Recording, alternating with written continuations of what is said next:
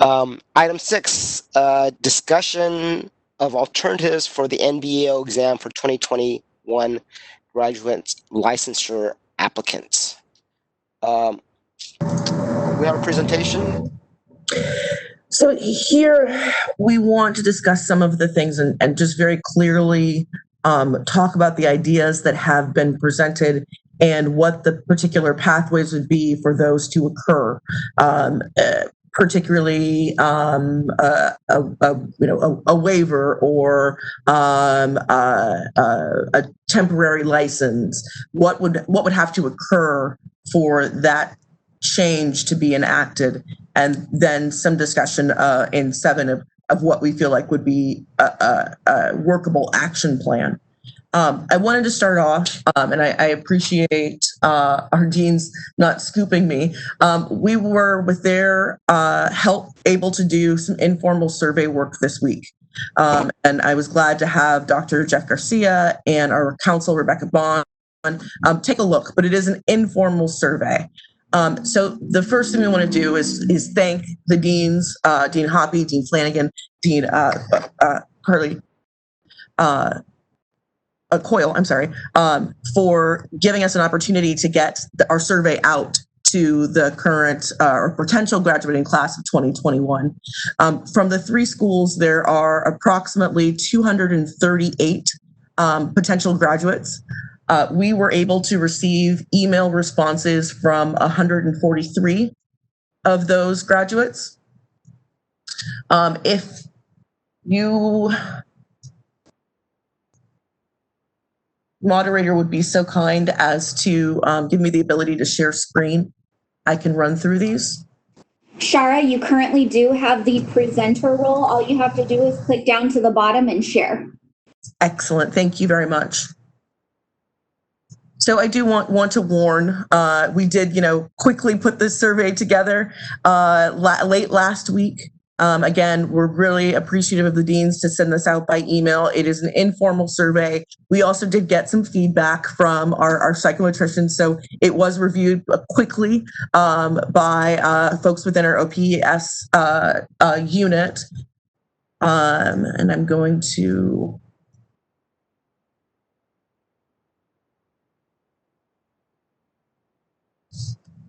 There we go. And I apologize that my laptop is the camera and my screen is unfortunately not a camera, so I won't be able to look at all of you at the same time as I'm walking through this. So we sent this email out on Monday to the 238 folks who are anticipated to graduate from our 3 colleges. As I said, we were excited to get a more than 60% response rate. 143 folks gave us some insights. We first looked to see if they are attendees of one of the optometry schools in order to make sure.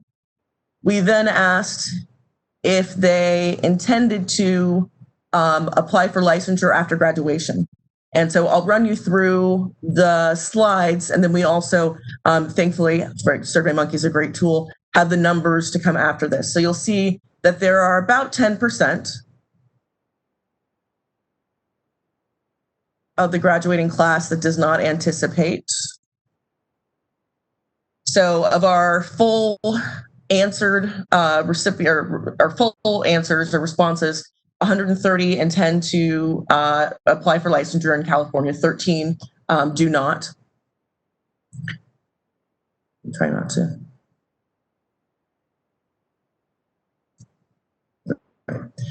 Our next question was to try to gauge the sensitivity that these graduates have to the COVID threat and the measures that they are taking in order to protect themselves and their families. So you'll see the first is wearing a mask.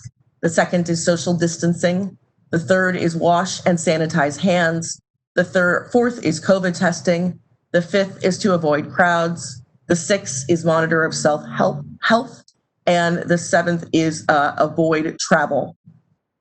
And so you can see here on the next slide, our respondents, COVID testing being the last resort that folks are taking at about only 47.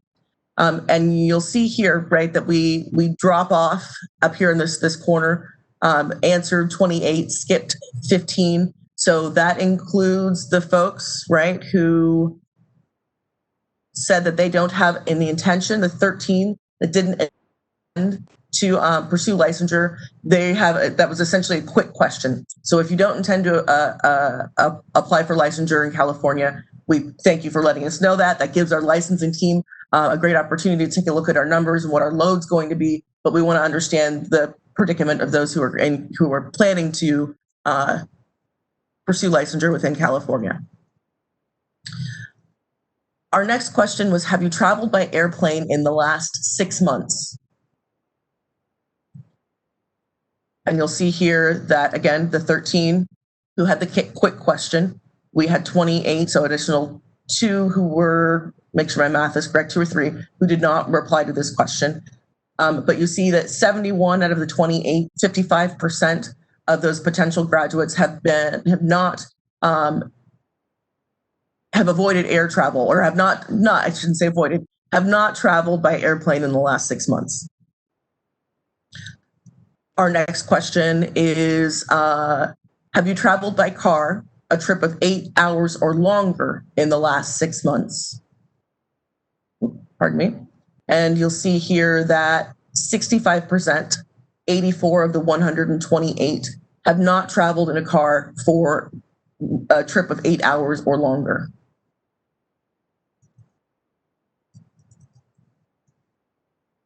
Our next question is, when did you intend to take part 3 of the National Board of Examiners and Optometry exam? We have folks who have completed their test.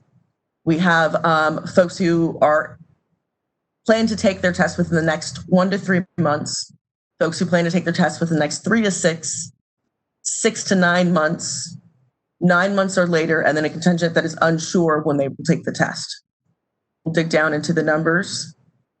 And you'll see 21 of those 238 have completed the test. 54 anticipate taking the test before the end of the year. 34 are looking to take within the next 3 to 6 months. And 16 are looking within the next 6 to 9 months. 3 potential applicants are unsure of when they will take the test.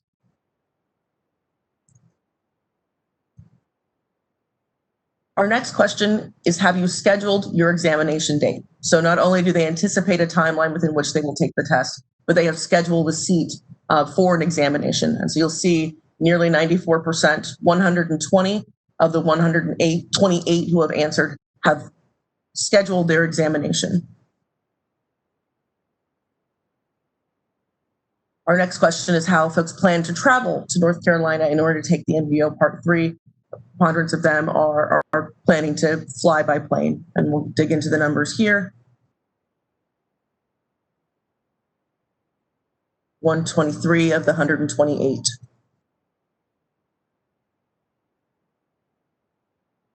Our next question, I don't want to be used against licensees, but I felt like gave us an opportunity to see how committed licensees might be if they, in fact, were looking for a West Coast location for the NBO Part 3. So we had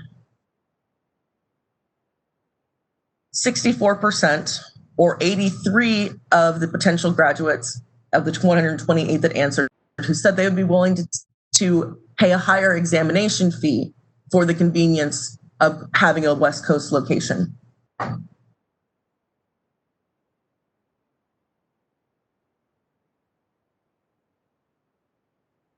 Our next question was, if you are willing to pay a higher fee, how much higher would you be willing to pay? Again, I'm not giving NBO the license to increase fees, but just to see the sort of financial aspect of a desire to have a West Coast location.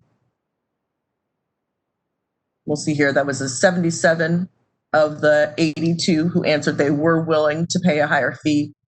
We're looking at 50% more they were comfortable with paying.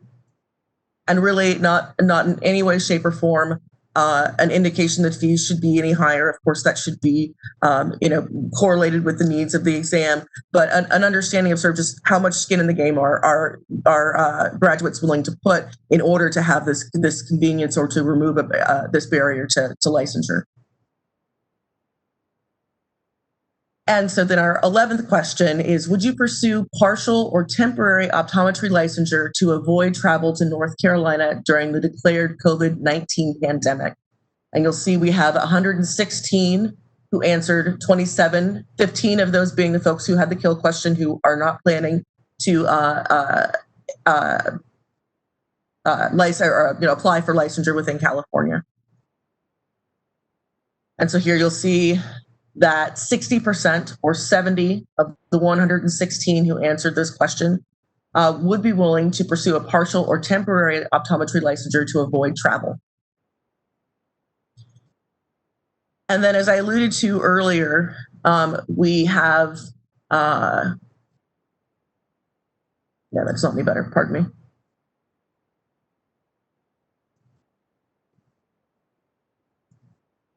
We have discussed with council our opportunity to provide some sort of provisional license. And as we discussed, there is we should go back to the statutes. I apologize, item 4, the statutes relevant to exam requirements. And you'll see on page 8 of the packet that there is the California Code of Regulation 1523F. This is the only place where it is a requirement that Part 3 or the clinical skills portion of the National Board of Examiners and Optometry examination be taken to receive the diagnostic licensure. So, of course, we know that as teaching and understanding and scope expanded within optometry, California followed by adding therapeutic agents, lacrimal dilation, and glaucoma treatment. We originally have a DPA, a diagnostic licensure, that does not include those 3 elements. And it would be possible with the waiver of 1523, as in there isn't anything within statute that requires the clinical skills exam for the diagnostic licensure, that there could be then action by this board to replace or remove 1523F to give us an opportunity to provide that diagnostic licensure if we felt it was necessary, say in a time of a state of emergency. And I think I'll bring you back. Were there any questions that folks, actually I should probably go back to sharing. Were there any questions that folks wanted to ask about that informal survey?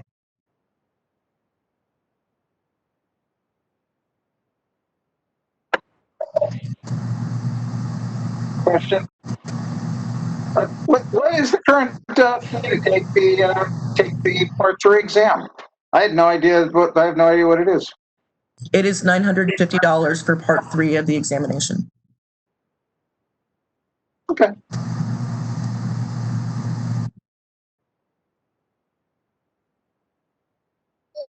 And don't forget that also doesn't include, they have to pay for air travel and hotel once Right. they get there. So Correct. It's an expensive exam to take for them. Yeah, but they get to travel to North Carolina. Yeah, honestly, I think most of them fly in that night, close to that night they go and they take the exam, and a lot of them leave that same day. There's real good food in the food in North Carolina is really good. All right. So do we have any other questions for Shara? I'm trying to get to my gallery view here. I'm futzing around my computer. Oh, here we go. Thank you.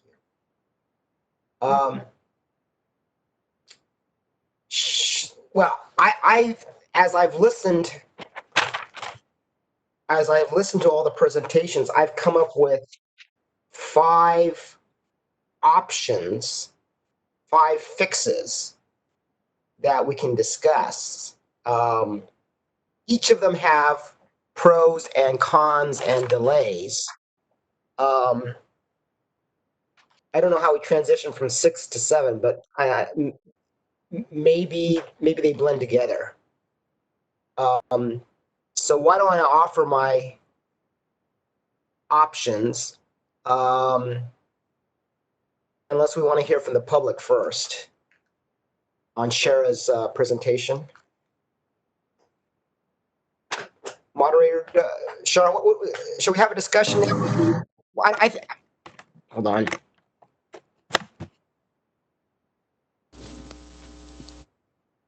Can you still hear me? Yeah, okay. Why don't I present my 5 options, and board members, please modify them, and we'll certainly get more public comment as we engage in the discussion. So, and I'm not saying that any of these are viable. I'm just saying these are the options that I've heard. Option 1, do nothing. Okay, that's always an option. 2, just for COVID, for someone to take some sort of action, probably a waiver from the DCA, that says that the graduates don't have to take the Part 3 of NBEO. And as we go through these options, I would like input later as to who's the decision maker and what the board can do. 2 kind of sounds like it's a waiver from the DCA. Option 3 is to come up with a solution that says, for the next emergency, the board has the power to grant a suspension of these testing requirements. So the next pandemic, the next, hurricane, whatever, I'm thinking that requires a statutory change or a regulatory change. Option 4 is to create a mechanism where there is a temporary or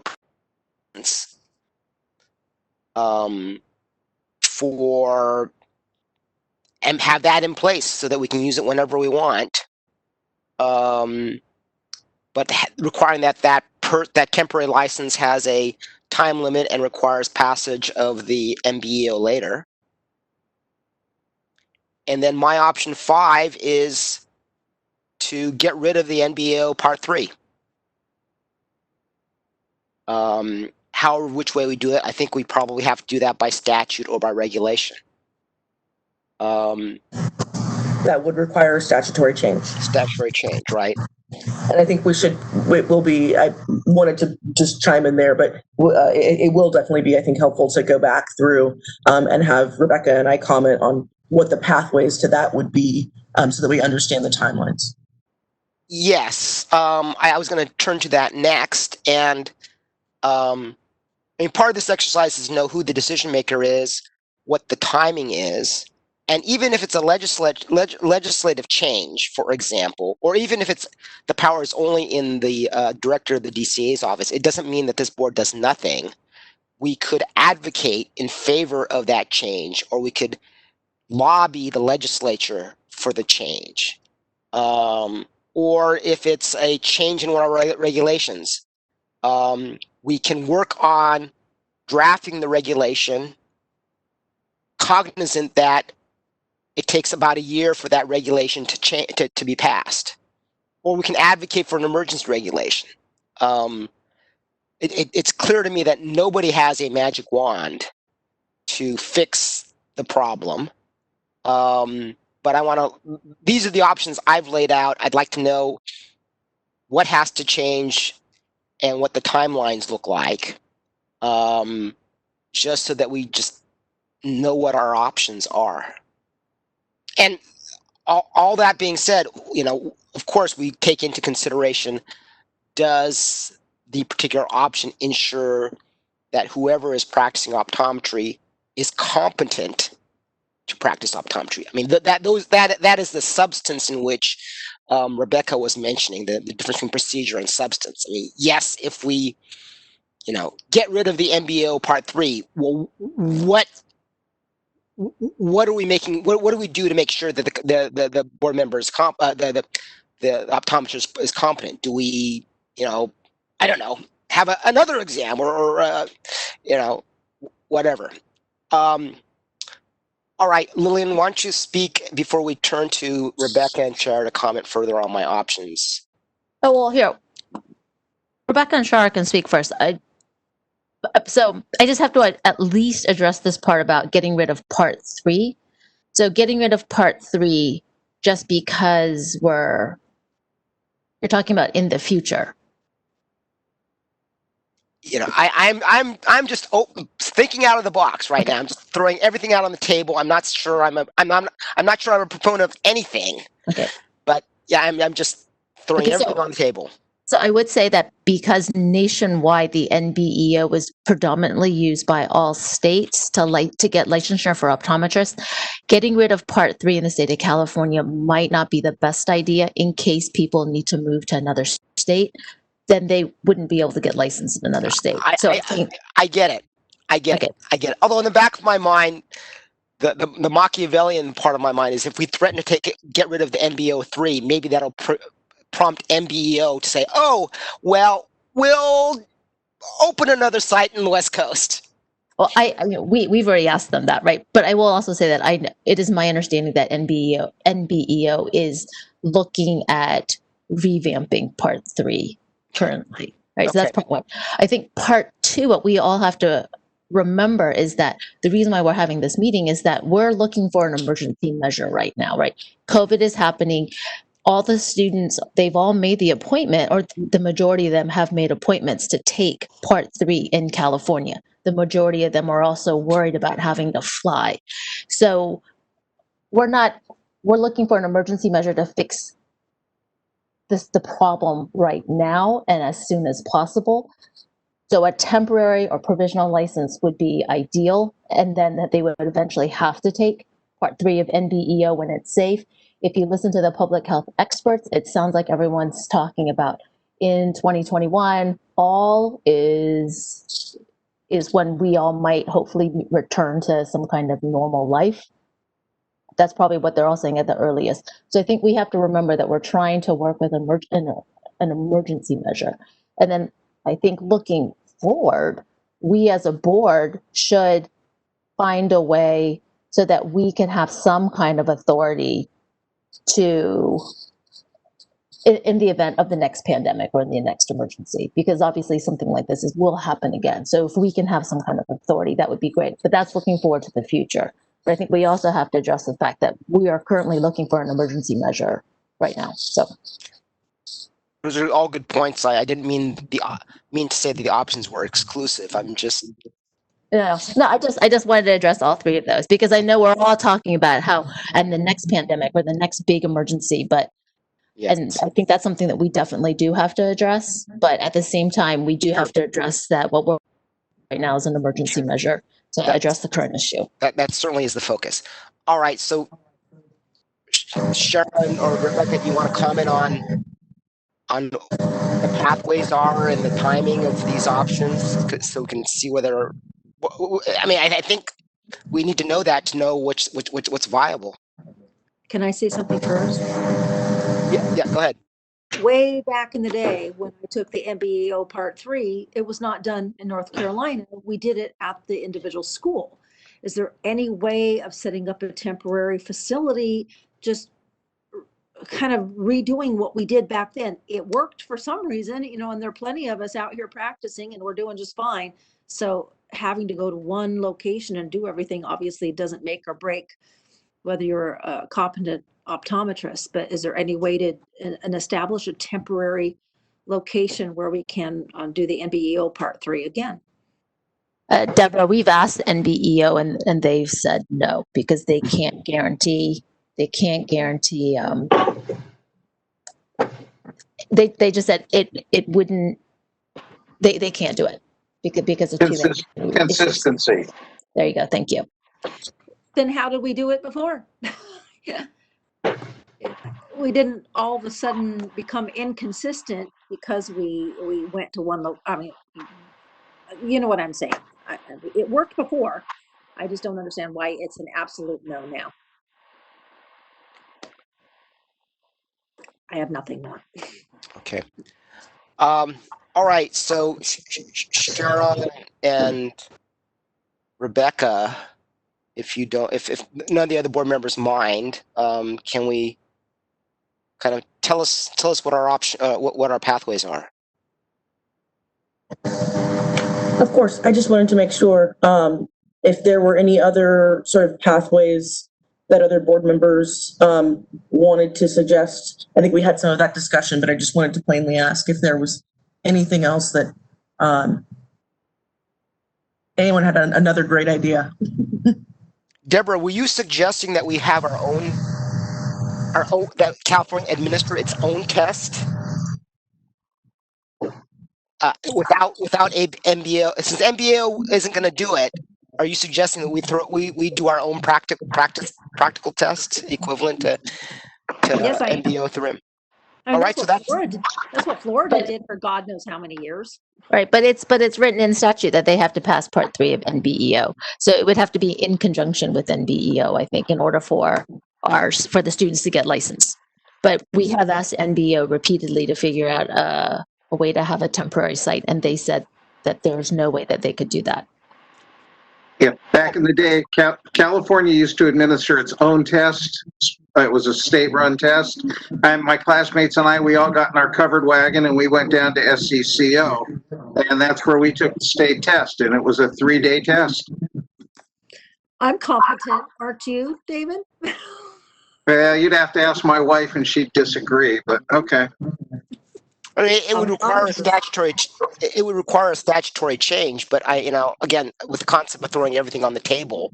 But that's a great thing, though. If we could, going forward, looking ahead 2, 3, 4 years, maybe even part of a strategic plan, that we do have some alternate method of licensure in the event that the NBEO cannot be taken in North Carolina. California can at least administer its own exam, and it would meet all the qualifications where the folks in the state would say, yes, this is a competent examination, and it does meet all standards. Yeah. But that's not going to happen this soon. That's years in the future. Yeah. Hi, this is Tracy. Could I jump in real quick? Sure. So I just want to echo that in terms of long term. We at OPS are really encouraging boards to move away from clinical and practical exams where you have strong training and school curriculum. They are fraught with inconsistency, reliability issues, cost, bias. I could go on and on, which is why NBEO does not want to move their exam. So if your schools are doing what they should be doing, really focus on a well-written multiple choice test. Most of us are familiar with exams we took in school or at the DMV. Those are not high stakes tests. I can guarantee you that the tests we develop at OPS are strong and robust, and they are scenario based, and those written tests can be put in a situation where you don't run into these problems that you're having right now. It reduces barrier to licensure, and I love the comment about giving your board flexibility. We like to see in regulation a national or state approved exam, so you are not locked into a situation where you have to go with an exam or one association. So we'd be happy to help you with that in the future. Again, I know that's not a situation, but I think you are definitely thinking along the lines where you need to go. So I appreciate that. Thank you. Thank you. Let's not spend any more time on that option since it is a longer-term solution, and it is. And I think Lillian is right. We need to think about items that address the problem at hand. But so David, go ahead. Okay, thinking in terms of what goes on in situations where we have a licensee who's placed on probation, is it at all feasible for the board to issue a license for somebody that has not passed Part 3, that hasn't taken Part 3, issue a license, immediately revoke that license, and then put the licensee on a probationary period of a year and a half or whatever, allowing that person time to practice under probation with whatever terms we want to come up with. And then as soon as that person passes the Part 3 exam, they're off probation and they have an unrestricted license. I'll add that as option 7. That's very clever and thinking out of the box. It's going to require tons of administrative work by our staff, but it is an option, and I've added it as option 7. So if I could I think you saw my eyes, but also not only just the administrative staff time to do that, that would engage the Attorney General's office, which we know has been a sore point within our budget.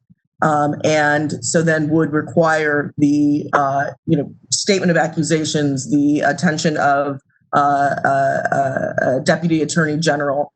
So I just want to remind folks that that's a very costly, although out of the box potential solution. That one that might not be something our board could absorb.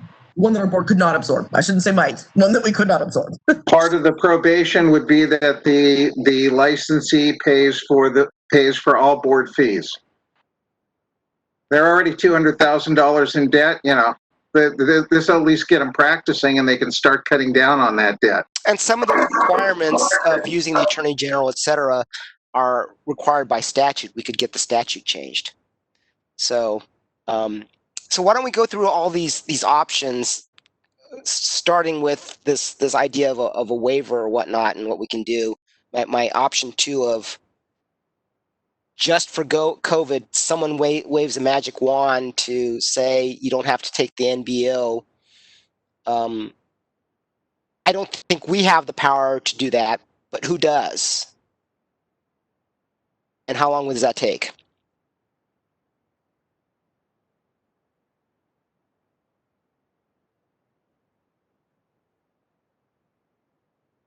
Shara or Rebecca?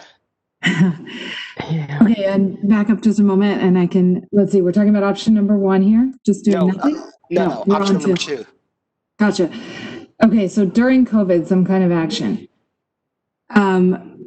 Let's see, this goes back to a lot of the discussion we've had about, I guess I take this one to be very broad. Are we looking at some sort of waiver? Are we looking at,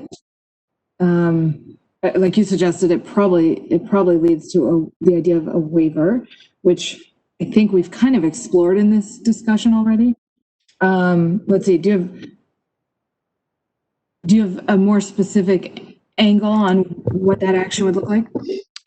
So an edict that says a graduate does not have to take MBO 3 until the conclusion of the state of emergency. Yeah, I think and can practice as an optometrist. Yeah. So this idea of having some sort of time frame or circumstance frame around it, like during COVID or for this duration of time or during a state of emergency. I think the problem. No, actually, don't tell me about the problem. Tell me how it can be done, and then we can talk about the problems. I know. I literally thought, well, I already sound like I'm shutting it down. I know, but it does go back to some of the things we've talked about here with that concept that by making some sort of exception, you're sort of inherently suggesting that requirement is not necessary. And so even if you're attempting to do that within a circumscribed circumstance or time period, what you're suggesting is, okay, this particular window of time, consumer protection doesn't require us knowing if you've passed this practical exam.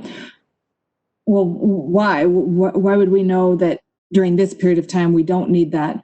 And then would have to try to resume that and sort of say at some unknown end point, of course, because we don't really have all the facts on timelines here, but at some unknown end point, the board kind of says, okay, now we do need to know that you passed the exam again. Well, and as was brought up previously, by the way, what about people before this particular timeline? So we're not comfortable with those folks who haven't passed this portion of the exam, but we are comfortable with these folks who haven't passed it. And I'm not sure why in terms of minimum standards protection, I'm not sure why we would make that distinction or how. So let me interrupt you for a moment, because those are important details we must consider, but who has the power to do that? Okay, and that's where we get into that procedural sort of breakdown again, this idea of, the legislature sort of issuing a change in statute that says, oh, never mind. We don't think this is necessary for some reason, or during the COVID crisis. Yes, during this sure, crisis. Yes, or I guess theoretically, the governor probably could do something similar. It was mentioned before that currently the governor has already authorized DCA or the director of DCA to make some of these types of exceptions, and we've talked about why that probably won't happen there, but that theoretically would be another avenue. Let's see. I think. So Rebecca, it's Tracy. Yeah, I'll jump in. please. So I think if you're just looking to submit a waiver, you would just submit it to the director. So if you're looking at not, any pros and cons or anything, you would just direct the board or, take action to do a waiver to waive Part 3. However, everything that Rebecca just discussed, the director would be looking for in your waiver. So you can certainly, as a board, decide to put a waiver to the director to submit it for her review, but she will go back to Shara and your board and want all of that information. And that's a real key thing that Rebecca said is how is this group different than those once the pandemic's over? You've let a group go through and practice without passing an exam. Now you're going to tell these other people, oh, nope, sorry, the pandemic's over. Now we're back to it. So you can do that. You can submit to the director. That's not a problem. You just have to justify it. She'll be looking for that. Yeah, thanks very much. That's super helpful. And I think, let's see, I guess I'm jumping ahead a little bit here, but I want to address this idea about getting rid of section 3, the quote getting rid of, because I know I sounded like I came right out the gate shutting down that last one, but I don't know if we want to spend time on that, because I'm not sure that's something that we're going to. Well, that's why I'm bringing it up actually. So the statute, as I read it, I'm going to point everyone to the subsection so that way I can kind of better illustrate my thinking. And if someone has concerns with this approach, you can let me know. But if I'm looking at your statute 3041.3, subsection C talks about granting the therapeutic pharmaceutical agents certification. At the end there, it talks about someone who has passed or passes all sections of the NBEO National Board Examination. Then it says, or its equivalent, as determined by the State Board of Optometry. So I read that to give the board some regulatory ability to do what Dr. Montez is talking about, which is have some maneuverability to look at whether there's some equivalent or some alternative to this practical or clinical exam. And then, of course, if we go down that path much further, like I said, you've got your regulatory attorney on the line here too, and she can talk in a little more detail about what that would look like, I think. Mark, this is Dr. Garcia. Go ahead. So along those lines, so Shara was saying earlier that we currently can already license someone with a DPA license without Part 3 being taken or passed. Is that correct, Shara? No, so we would need to waive Regulation 1523F, which spells out that licensure shall be contingent on the applicant's passing the clinical skills portion of the National Board of Examiners and Optometry examination as provided in section 1531 in this article and passing the CLRE. So in order to take that DPA route, we would still need to waive, or we would still need to remove that regulation in order to move forward there. Then that's under the board's jurisdiction. Okay. As opposed to for a TPA, it is baked in that you have to pass the clinical exam. And that's in 3040. Well, and several others, but also baked into. So that's within our to do that. We have the power to change the regulations. Yes, we have that power within the board. So along those lines, so what if we give students the option, the choice to continue to take part 3, as they've already, most of them have signed up, but if they choose not to, then it can be waived along, like you're saying, it can be waived, but they would be DPA licensed until they took part 3 successfully after the pandemic. The issue with that is that we would, in order to remove or amend that section, we would have to go through the regular rulemaking process. So it wouldn't be a relief to graduates of 2021. It will take, okay, gotcha, honestly, 16 to 18 months in order to pass a rulemaking package. Thank you. Can I ask a question? So, Shar, what you were just talking about, 3041.3C, board can grant a therapeutic pharmaceutical aid. So basically, students could be TPA certified and not just DPA certified, right? So would we just be asking for a waiver of 1531A, and then could they still at least be TPA certified if the board determines that they will accept something the equivalent of the NBEO National Board? So if students took part 1, part 2, and if the state board were to come up with the equivalent for part 3, and if we could keep 3041.3C and just ask for a waiver of 1531A, which is requiring part 3 of NBEO. So instead of asking for just a waiver, does that make sense? Yes, I believe I understand the question you're asking. So the equivalent, though, would still need to be measured and and that would engage the Office of Professional Examination Services to ensure that the validity of the equivalent. So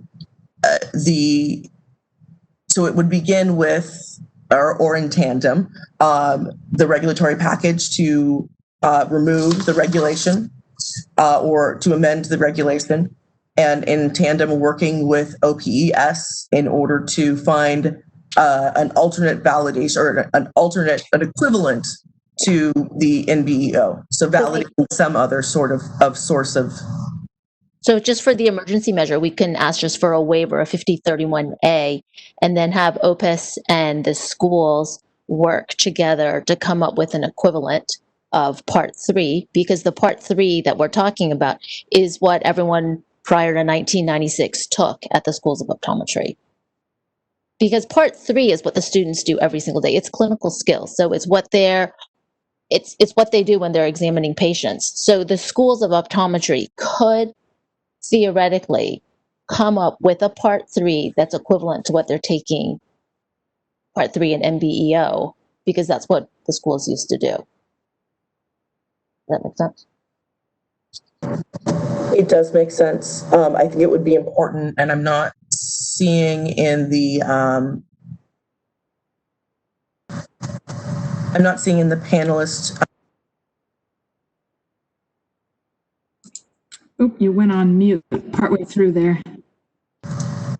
Sorry about that. So we do still have Dr. Linzer with us and Dr. Montez. I would want to have a better understanding of their process to understand whether or not the process by which you'd find an equivalent, or we would determine that the coursework that's done is equivalent to the part 3 clinical examination, what that time period would like that, what would that process look like, and could it actually be a relief to 2021 graduates? If we could So this, Excellent, thank you. sorry, so this is Tracy. Let me ask a clarification question though, Rebecca. So you're saying you'd still need a regulatory change even though the section that you quoted gives an alternative to part 3? Can you run that by me again? Where the conflict is either Rebecca or Shara? Sorry. That's all right, sure.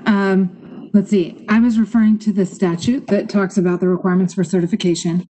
So in 30, or for clarity, 3041.3C. Okay. And so that 30C. statute, as I read that statute, especially so in subsection C, it appears to say, they have to pass the NBEO exams or the equivalent as determined by the board.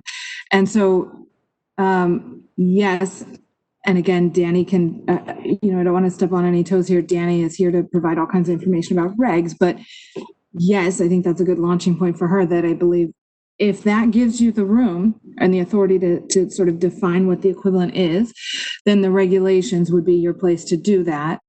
And I don't think, I'm not suggesting that puts you back in waiver territory. Yeah, because that's what I was wondering. Like, even though it's in statute, do you have to have the reg first, or can you do it parallel?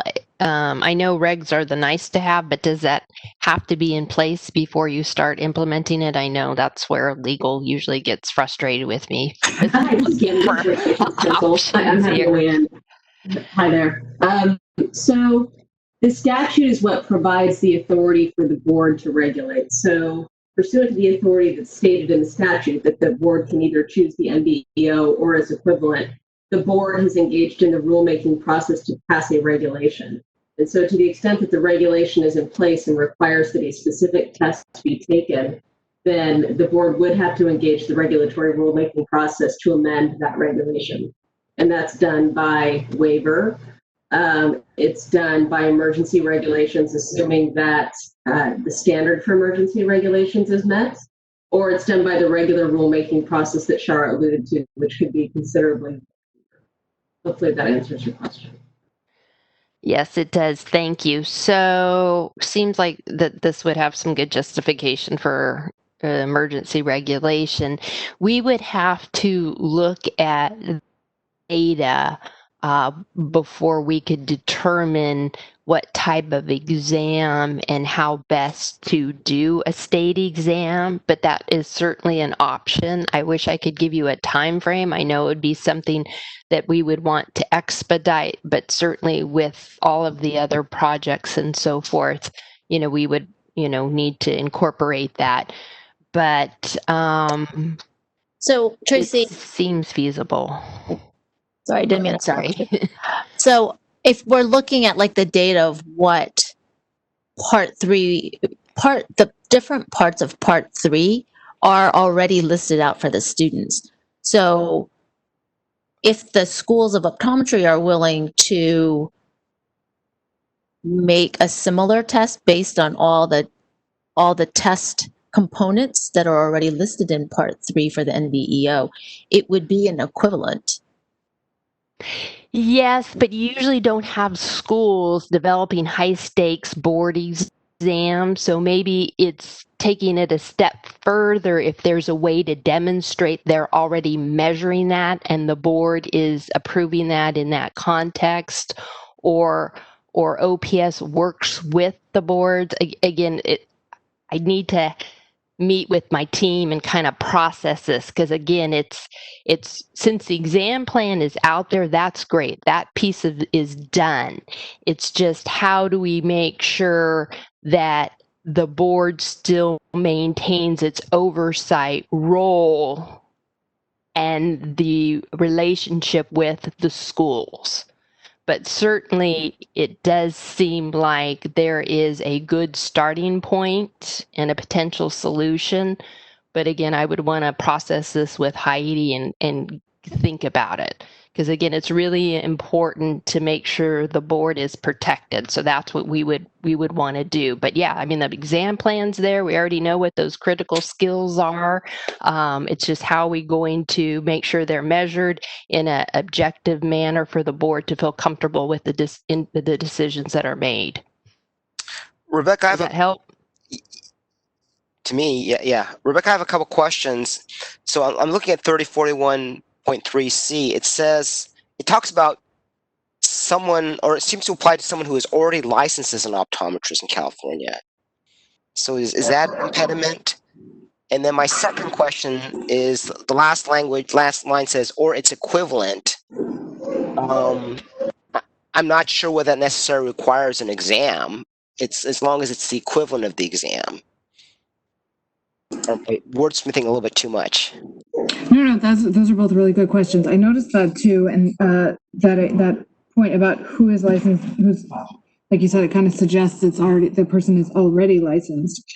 So that might be something where if staff weighed in on how they have treated that language in the past. In other words, does that mean somebody who is already licensed comes to take those exams? Because I didn't expect that was the case.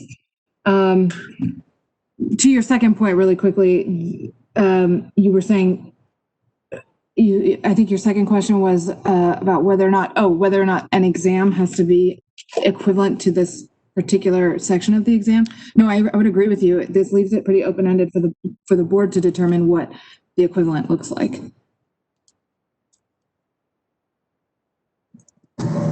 So I'll also hope that Natalia will provide some backup here.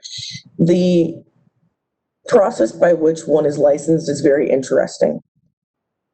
So when you submit an application, you are immediately processed, well, a successful application, you are processed to be a DPA. Then if you have graduated from an accredited school after 1996, then you can be certified as TPA. So it's been interesting as we've been trying to sort of get our reporting numbers accurate, that within our system, each of the optometrists on our board today have two licenses. One is a DPA and one is a therapeutic. Then all of you are also certified in glaucoma. So the statute language that refers to who is licensed as an optometrist in California is because with a successful application, we license you as DPA and then consider the graduation date of that applicant in order to provide a TPA certification. And then again, the graduation date of that applicant is assessed in order to give a glaucoma certification. So it's very complicated in the wording here, but we are talking about new applicants who are seeking licensure under therapeutic pharmaceutical agents, because they would first be processed as a diagnostic licensure. And I think even if they were, even though they're first processed as diagnostic, then our regs still say that I think 1523F, is that right? Basically still requires these sections of the exam, even at that level. Us back to, they would have to take the exam or its equivalent as determined by the board. Is that fair? A fair assessment of that sort of complicated territory? It is a little twisty and turny, because if we treat it as different levels and you're saying, okay, we're processing you and we're going to sort of treat it at this bare minimum level, then even that bare minimum level in the regs has a requirement to take each section of this exam, because otherwise you would already currently have the ability to say, even without section 3, we're letting you in as a DPA, is my understanding. Yes. Okay. Yes, that is very true. Okay. So I think that brings us back to your first question, meaning that let's see how I was going to try to wrap it all in here, or sort of summarize, because your first question was, well, does that mean they've already reached licensure? But I think it still takes us back to this idea that Section 3 currently, according to this statute and reg framework, is required for licensure, but the board has the ability to further define or determine an equivalent to that exam. Okay, so I'm feeling a little optimistic there, because it does put some power within this board that we can come up with the equivalent and still get folks licensed as optometrists. So David, Now, of course, oh, pardon me. Real quick, I do want to highlight Shara's comment earlier, which is a really good point, that unfortunately, I agree. I think it gives you guys more authority and ability to address it. But then, as she pointed out, timeline wise, it maybe doesn't, by going through the regulatory process, it might not address the particular group you're trying to catch now. that's an important consideration. I want to, explore all options, understanding the timing. The timing may be what it is, and what if the COVID crisis lasts another 2 years? I'd rather do something than nothing. Yeah, exactly. Even if it's going to take another year and a half. I don't know. Other board members may feel differently. David, and then Sid.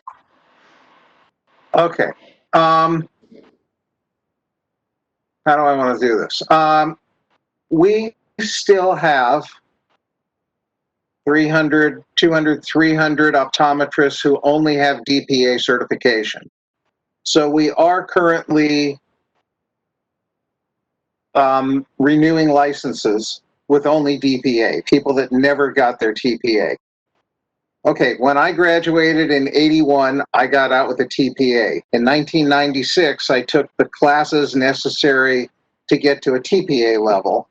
In 2013, 14, somewhere around there, those classes ceased to exist, but the board passed a regulation, or had a statute passed where we put into regulation a self-study program where you could go through all the necessary requirements and be eligible to get your license upgraded to a TPA status.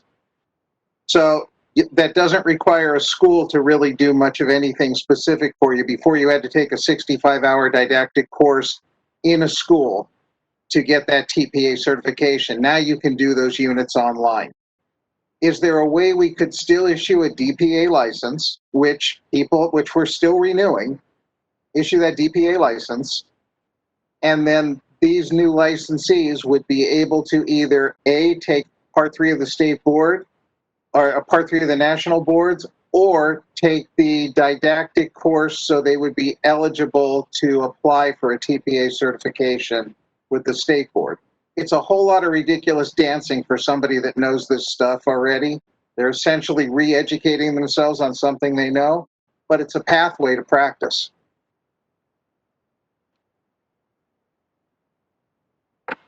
That's all I got.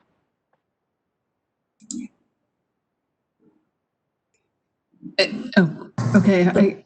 I don't know if it's worth weighing in at this point, but I think that it's just worth highlighting that even at the DPA level, the exam itself is still required by regulation, which puts us back in that territory of, do we have, can the board can request a waiver? Would it be granted for all the same reasons we've talked about?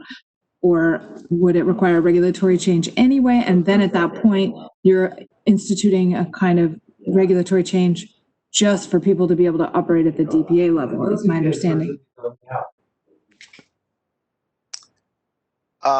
Sid, I think you were next.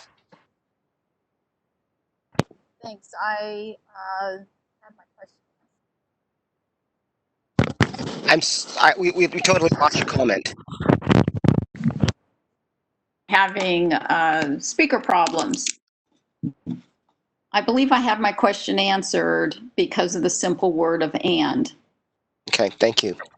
Because the School of Optometry, if they graduate from the School of Optometry on or after, who is licensed as an optometrist and who passes all sections, or could its equivalent simply be the exams that the students took upon graduating from college, and our waiver is just postponing the taking of the exam using their passing grades that they were achieved in order to get their graduate diploma. Yeah, I mean, that's what I was kind of arguing, and Rebecca seemed to indicate that there is flexibility by this board to come up with a definition of equivalent within reason. The definition of and, but it's and in there. I was thinking of the or. Well, Can the and be what the school offers in the way of testing? I think that's what the deans are all advocating. Like graduation from an accredited school of optometry in California is proof of their the rigor and the breadth of education. But then I think other people have said they'll like who was talking about like 5% or 3% of graduates who still haven't passed. I think all of the presidents and deans are all saying graduation from an accredited school should be and is the equivalent of passing all 3 parts of the NBEO.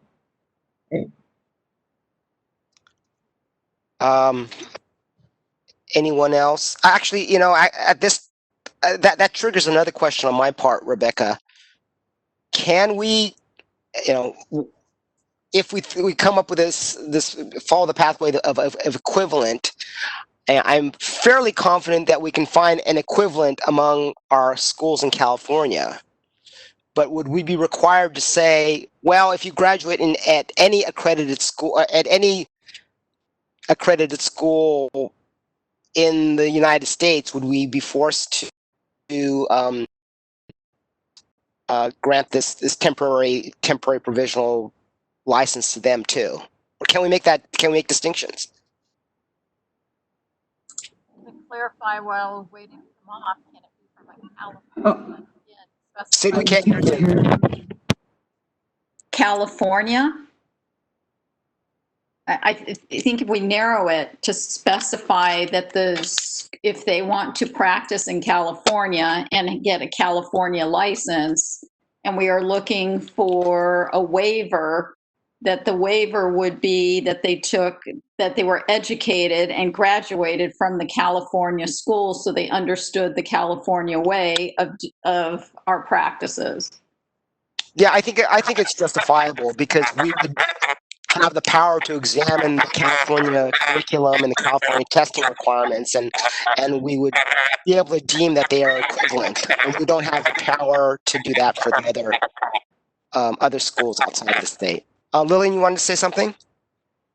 So we might want to get public comment from the deans also, but there are a number of optometry schools throughout the United States, and they're all accredited. So each one of the optometry schools are accredited. I believe it's every 7 years. So us saying, hey, California schools are the only ones who have good enough accreditation for us to allow this, because there are a number of Californians who are going to school outside of California for optometry school. So I don't know if we could really say because of COVID, only the schools in California are going to allow this, because you will have people who went to school, in Alabama or Florida and any of the other schools who are Californians.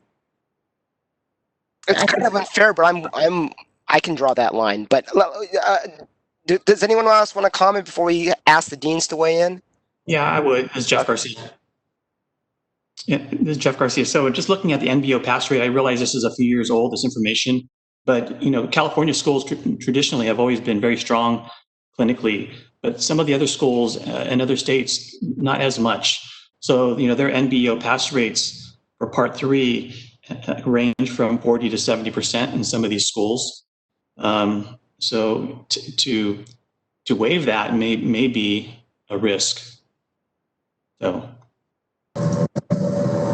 And just to add weight to that argument, Our current statutes and regulations do not have any call out specifically for California schools. We accept education from any of the ASCO accredited schools. So Lillian has suggested that we hear some, allow the deans to comment at this point. That sounds like a good idea to me. Moderator, why don't we open the discussion up for public comment? This is the moderator, and I have opened the Q&A panel for public comment. If you would like to make a public comment, please type you would like to make a public comment. I will take all questions in the order they are received.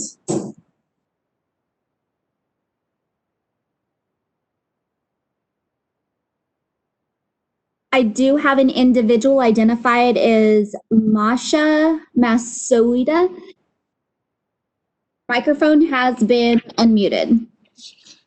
Thank you, moderator. I was happy to wait until after the deans wanted to speak, but thank you for this opportunity. So I wanted to go back and on Shara's presentation, I'm really grateful that you all took time to ask a snapshot of what the students feel, and I'm glad you got about 60% responses.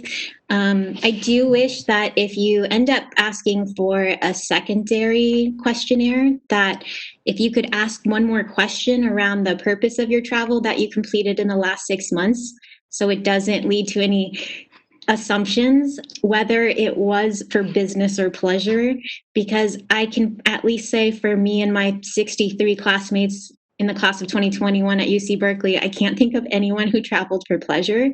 It was merely for externship sites or because they already took part 1 or part 3 or both of national boards. And then as far as the West Coast location for NBEO, I know Dr. Wong mentioned as well how hard you all and the AOA and many other entities have been working to get NBEO to open up a West Coast location. And if you haven't already, I think maybe Dean Hoppy also could provide some additional information, as well as the AOA, who, as I learned back in 2018, had worked with several other entities on a task force with NBEO to help them figure out, okay, what is the inconsistencies between the schools that creates the bias that makes it inadmissible for them to be tested at individual schools any longer, requiring the Charlotte location? And the answers were 1, inconsistency bias, and 2, financial. And the closest they came up to was that the most financially reasonable option for them was to create a secondary site in Texas. Dallas, I believe, was the closest. So it still didn't even come to the West Coast. And then they still found flaws in that, so they never went through with it. In the larger scheme of things, I do have a suggestion to NBEO.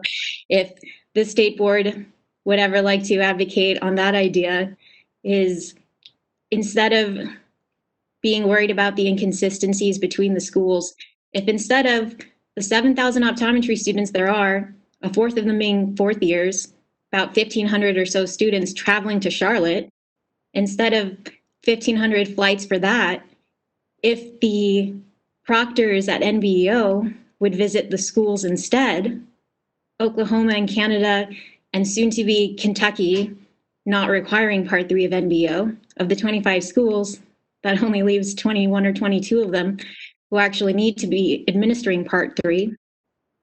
To my understanding, again, the deans can speak on this, every school should have at least one exam lane that is set up in equivalence to the exam lanes that are proctored at NBEO Part 3 in Charlotte. If the proctors wanted to come from Charlotte to visit each school and set up some kind of exam week for the graduating class to do their Part 3 exam, it would be a lot less travel. And I bet you the students at each of the schools would be happy to chip in and pay for that proctor's travel and housing, and it would still cost less than the students going there, as well as limiting the COVID exposure, as well as creating consistency. So now we've answered the consistency question because NBEO can still do the test that they want to do, and the finances have been answered. and exposure's been reduced for the students. And now the students don't have to quarantine 2 to 4 weeks after they return from air travel in order to take the test, so we don't miss out on our valuable clinical learning during that time. This is the moderator. I just wanted direction from the board. We haven't had an issue with it up to this point, but are you wanting me to hold public comment to the 2-minute time frame that was originally stated?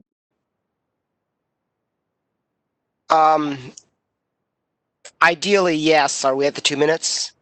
Yes, sir, we are. All right. Well, if the speaker could finish up her remarks, we'd appreciate it. All right. Okay, thank you. So one final remark that I think is really important to mention is that thank you for considering all this for part 3, but part 2 is also really important, especially if the COVID or a new flu strain or pandemic pops up. Part 2 is not scheduled until December. So there's a great chance that we won't even be able to take that at testing sites throughout the country. And also as far as accreditation of the 25 optometry schools, CCO, Chicago College of Optometry, a connection to Midwestern School of Optometry, they are not fully accredited yet. They have a preliminary accreditation status. So I just wanted you to know that too.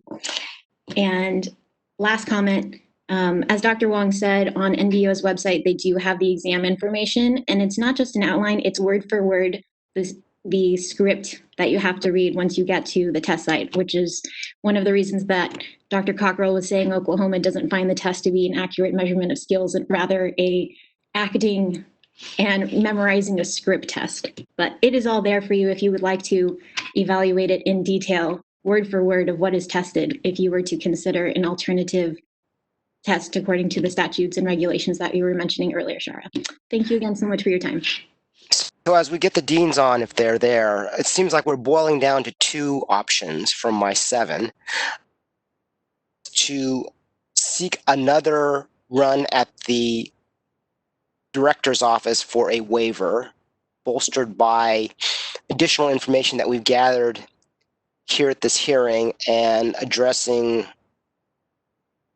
the issues that Rebecca and others have identified. And then option 2 now is to use the language of equivalent, the term equivalent, and have the board come up with an evaluation process where we can say that something happening at the schools is equivalent to the part 3, and it also may require some additional regulatory changes on our part. So those are the 2 options that that are gelling in my mind. Are the deans out there? They are. We have 3 additional requests for public comment, and all 3 of them, I believe, are the deans. So I will start with Dr. Hoppy. Your microphone is unmuted. Really quickly, do you want me to hold them to the 2-minute time frame? Why don't we give them 3 minutes? All right, will do. Thank you. You are unmuted, Doctor. Thank you so much. I am really inspired listening to this dialogue. I'm very impressed by the creative options that have been presented and the open mind that all of you are showing in order to seek real viable solutions. Just a couple of thoughts that I would like to share. I really appreciate that we are looking for an emergency solution and that time is of the essence. In addition, I believe that it's very wise for us to think about preparing ourselves for potential resurgence of the pandemic at higher levels than we're currently experiencing that may necessitate additional closures beyond our current experience. So it's always wise to have some options available, and I appreciate that you are looking for long-term as well as emergency solutions. As I shared, based on my background, I definitely have a deep appreciation and understanding of all of the psychometric challenges for validity and reliability of testing. And I think that the combination of the emergency, the potential resurgence, and the challenges for validity and reliability would lead me to suggest perhaps having testing done at the level of the schools may not wind up being the long-term solution. And the reason I'm suggesting that is we're located in Los Angeles County, and we are still subject to closures. And I know from my colleagues in dental medicine that their regional board was not approved by the Los Angeles County Department of Public Health. So I think that I may suggest that transitioning a testing experience to the schools would be quite challenging for those reasons. I'm very energized by the very rigorous and deep discussion about the concept of or equivalent. And I would like to support the possibility of offering an additional certification or additional attestation to the state board on a candidate by candidate basis beyond only the grades and testing that's done as a regular part of the curriculum. If that would be reassuring to ensure that we have done some additional assessments, I believe that my colleagues and I would be very happy to support that. So those are my comments. Thank you.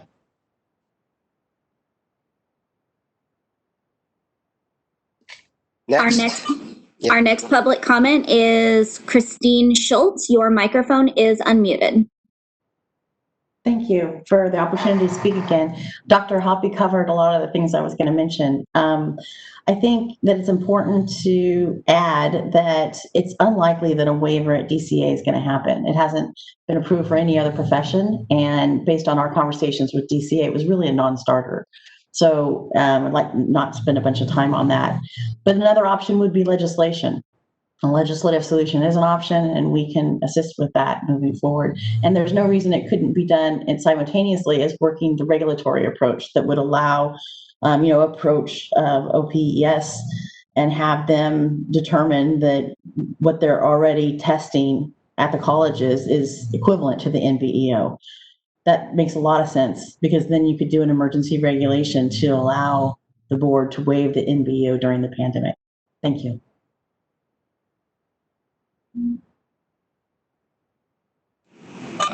Last public comment comes from Jennifer Coyle. Your microphone has been unmuted. Thank you. I echo Dr. Hoppy's enthusiasm and excitement at the creative way you're approaching this.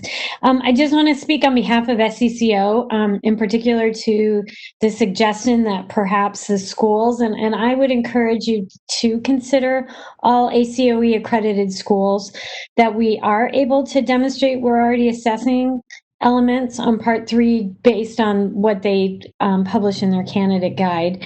We do that for other states, not quite like that, but we do a test that our students are competent in, and typically they are in more advanced procedures. So having a attestation by candidate, we would be willing to take on that paperwork. Speak for my institution if this were a pathway for our graduates. So on behalf of us, we would say absolutely we would work with you to follow through with any attestation that our students have demonstrated competency. Thank you. Is that it for the public comment? No, we did receive one more from a Mr. John Flanagan. Your microphone has been unmuted. Hello. I apologize.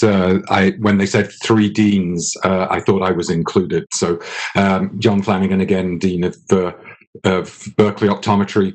Again, I just support my colleagues. I think the idea of equivalence is going to be really very important, and we could work with you in any way we can to ensure that you have whatever documentation, attestation, as Dr. Hoppy pointed out, anything that you would require to make you feel more confident of our graduates being equivalent. So thank you. All right. I'm assuming that is the end of the public comment. Thank you. You are correct. Further discussion. Let me start just to open things up. I unfortunately am in agreement with Ms. Schultz that although asking the director for a waiver it would be a noble effort. I don't know if I think the odds are pretty slim. I'm willing to go and engage that effort if the board members want to. It's worth a try, I suppose. On this or equivalent option, we kind of came up with this in the course of our discussion. I'm not yet convinced that it's viable, but I would like staff and legal counsel to come back to us and give us the steps and tell us what needs to be changed in the regulations, what this board what needs to do, what OES needs to do, and kind of lay out the steps so that I know we're on solid legal and grounds before we make a final decision. But so that's the status of my thinking right now. I welcome comments by other board members.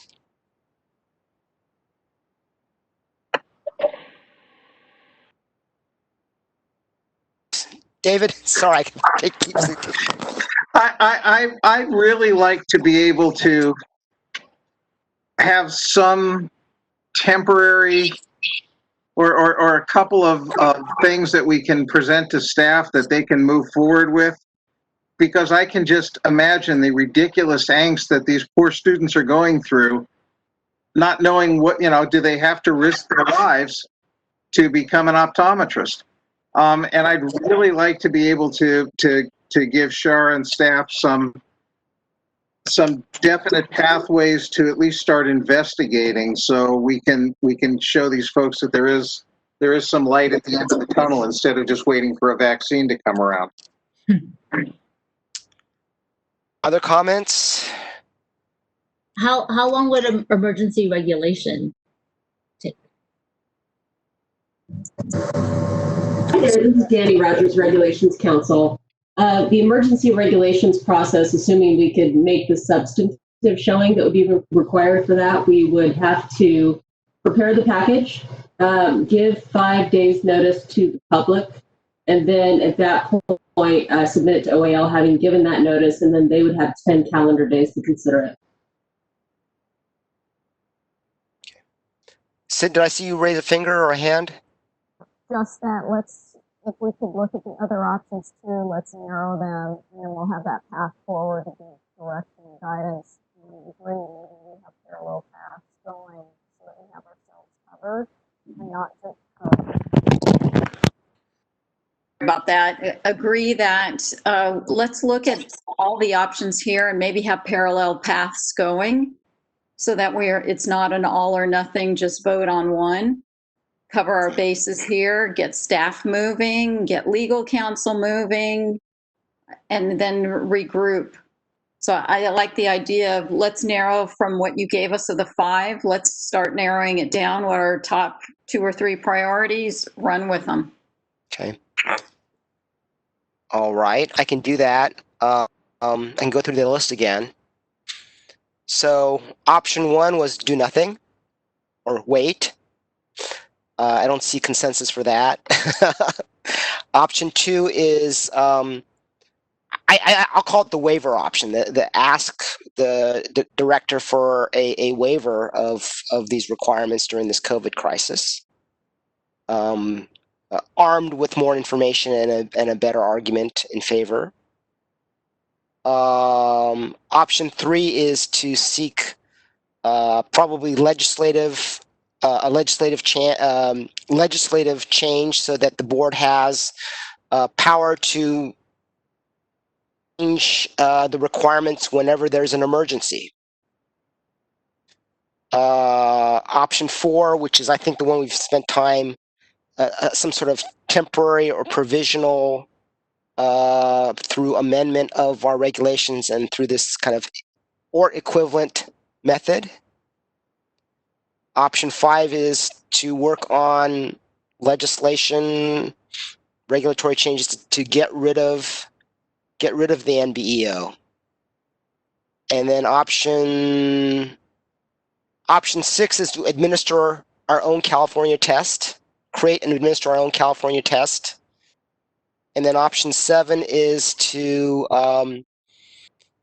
have people apply, have them suspended, put them on probation. That would probably require a statutory change to eliminate a bunch of requirements that we go to the Attorney General and we go through all these hoops of having them go for the board, et cetera, et cetera. But that's a very creative solution that David has mentioned. So, okay, so why don't I stop from the top? Do nothing has been rejected. Do we have any proponents of trying to seek another waiver with the governor's office? So are we just talking about waiver of, I can't remember the numbers now, of 1531A, which says that they have to take part 3 in favor of 3041.3C, which says it can be either NBEO or its equivalent? I'm more simplistic than that. Is asking the director to waive part 3 until the crisis is over. Well, I think we've heard from so many people today who say that the probability of a waiver is pretty minimal. So if we're going to ask for a waiver, I think it needs to be a little bit more specific. As in, we don't want to just waive part 3, but we're willing to give you something that is equivalent to, if it's like an attestation from each school regarding each student. But I don't think we can just ask for a waiver. I think we have to give them. It's a waiver because they can't take part 3, but we can give you something that's equivalent to show that they are clinically competent and to keep the consumer safe. Okay. So I want to be sure the director's waiver authority is tied directly to a regulation or statute. And it is not the authority to add. So it would simply be the authority to waive a current requirement or a current statute or regulation, but it would not give us an opportunity to add an attestation or supervision or any other sorts of fail-safes we think could help justify. Danny, this is Danny. Sure, I agree with you on that. Okay. And just if we did this without some type of an attestation from the school, I think then we end up causing an issue because there will be that collection of folks who never passed part 3 who are suddenly going to say, hey, you got to give me a license. It's COVID and I want my license. I think we open ourselves up to actually licensing unqualified people at that point if we can't do it without a school attestation. Those are good comments. Do we have any other comments in that regard? Because it sounds like 2 of the professional members are against just a complete waiver. So this is Natalia, and maybe Rebecca and Danny can clarify on this, but I don't think the waivers could necessarily remove the requirement. For example, the CE waiver does not remove the CE requirement. It just gives you more time to complete that CE. And maybe Rebecca and Danny could be more clarify that and see if maybe we just put off the NBO to whatever 6 months or whatever it would need to be. Hi there, it's Danny again. I will defer to Rebecca on that. She might have a little more knowledge on how the waivers have looked in other cases. I do know that in particular with continuing education requirements, there has, as you stated, simply been an extension and not an elimination of the requirement. Thank you. But I'm still hearing or feeling hesitation by board members of having a waiver, however temporarily, of the part 3, because those people who have not passed the part 3 would be practicing optometry, right? I think it's also based on what other people who've spoken today have said, is that if we were to submit a waiver, it doesn't look like it would likely pass. And I know that I believe the deans have already submitted one from the schools and it got denied. So I think it would just be more of an exercise at this point. Or that's my impression from today. Fair enough. Shall we move to the next option of this or equivalent, utilizing the or equivalent language in the regulations, or actually in the stat?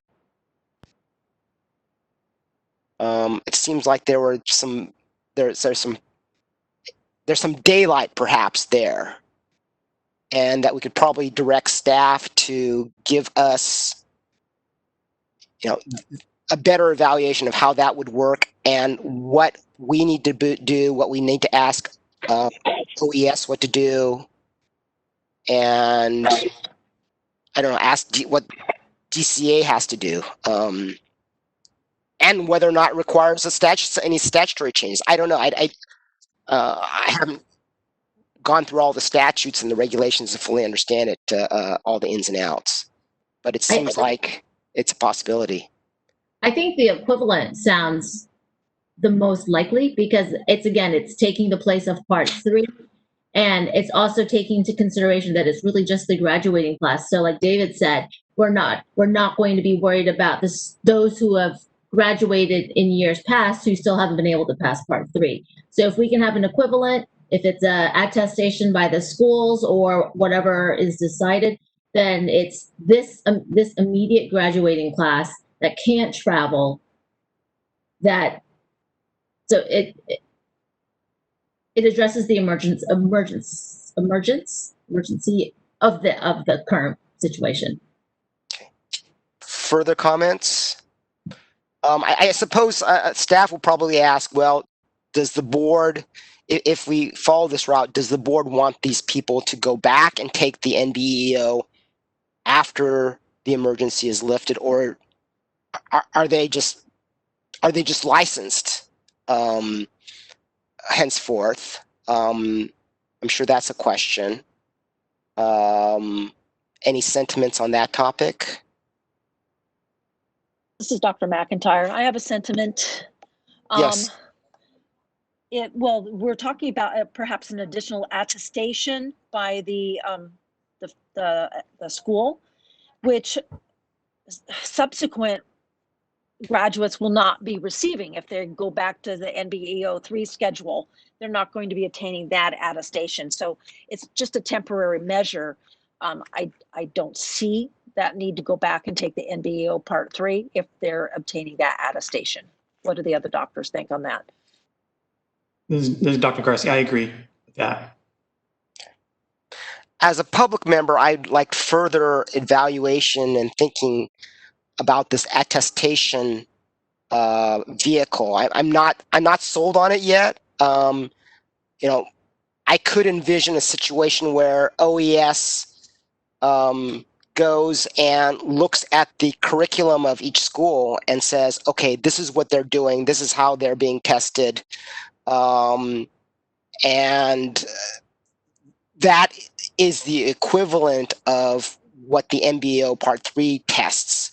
I'm less comfortable with some administrator or professor at a university just saying, I attest that student X has met the equivalent NBEO 3. I can be convinced, but it feels different to me.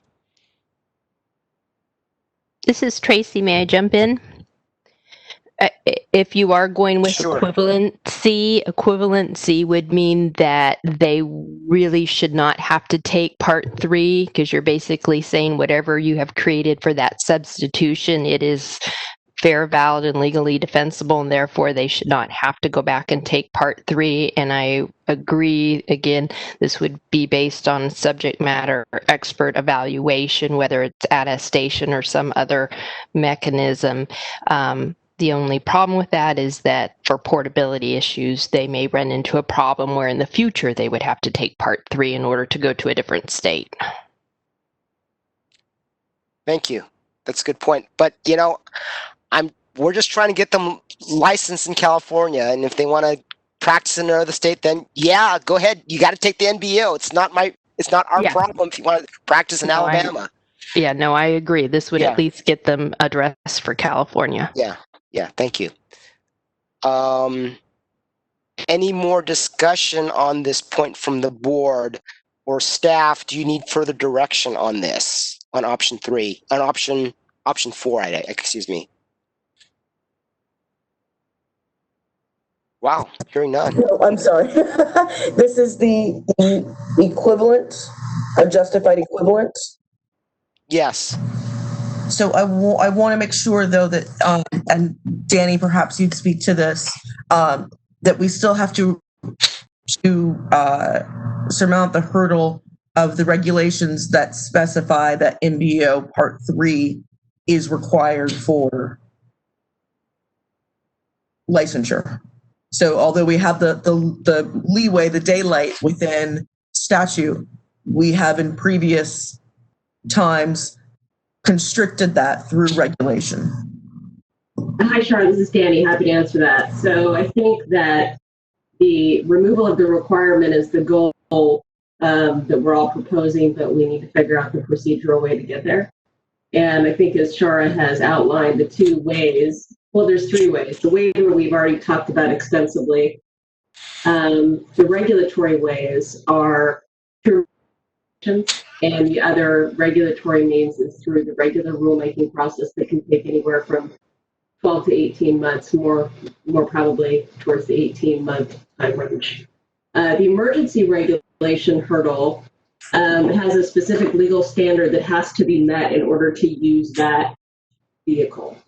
And that is, an emergency is defined by statute as needing immediate action to avoid serious harm to the public peace, health, safety, or general welfare.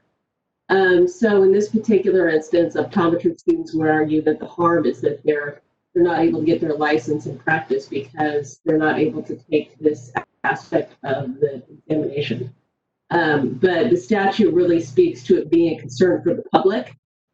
The word public prefaces peace, health, safety, or general welfare. So the standard doesn't really look to see whether a particular class of people would benefit, which here are optometry students. It more looks at whether the need to proceed by emergency helps the public health or the public safety. So here that may be a difficult standard to meet if we're looking to benefit optometry students who, as was talked about earlier, they have less of a direct role in assisting during the COVID crisis, even though they may have diverted certain patients from the emergency room, which is would certainly be a good argument, a good piece of data to cite. If we could gather the data to support the contention that allowing them to not take this examination would meet the standard, we could use that means more easily. But if we don't have the data to cite, such as what I've just cited, it would be rather difficult to proceed via that route. Those are excellent. That's excellent advice. If the deans and the COA are listening, I would ask that you compile the evidence, testimony, whatever, to meet that standard, so that we can create the record that the emergency regulation is necessary for the public safety. I know there's been some comment in earlier public testimony on earlier items, but as Danny has pointed out, I think we need a much more, we need a stronger record before us to make that point. So I think that's your homework, because that's what we need. So let's hold off on that discussion for the time being. We can discuss that later or open the record up later for that input. Why don't we knock off the other options per Sid's suggestion? Option 5 was get rid of the MBO 3 altogether. I didn't see an appetite for that yet. Seems like a long-term project that has been proposed. Sounds like option 6 of creating our own test is also a longer-term project that wouldn't address the immediate situation. option 7 of suspending them and putting the applicants on probation. I know staff hates that, but I'm still a little intrigued by it if we can get the statute changed in the legislature so that, you know, we have this kind of interesting mechanism putting people on probation. But I'm open to more discussion about that.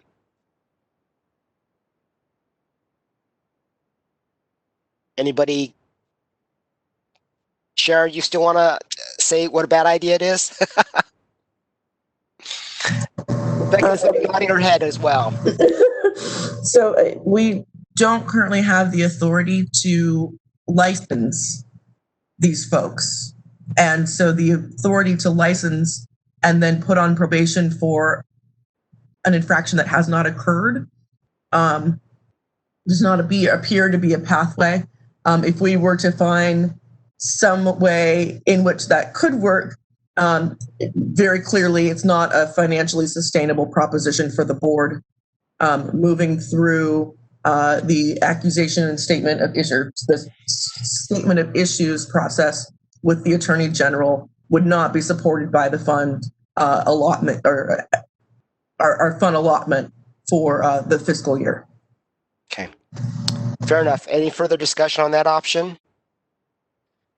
Okay, so I've lost count.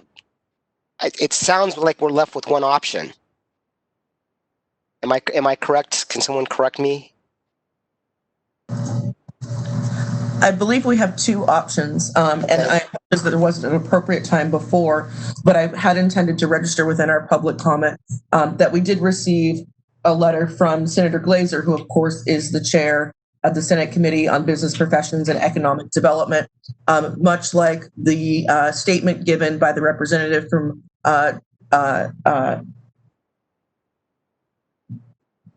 the assembly members, there is a support for our looking to alternatives and a support for us to encourage the board to consider additional options for those applicants who may not be able to travel across the country safely at this time in order to complete their required exam. And of course, urge that any alternative pathways the board evaluates balance applicant safety with the need to demonstrate competency that ensures patient safety. So I believe we have the two options. One of determining a timeline for justification or equivalency of justification, possibly followed by the support of our chairs of both the Assembly and Senate Business and Professions committees in making some sort of urgency bill as a part of the legislative process. So that support is great. Let me ask Shara, maybe Rebecca, this question. If you were asking Santa Claus in the legislature how to solve this problem, what would you ask Santa Claus to do?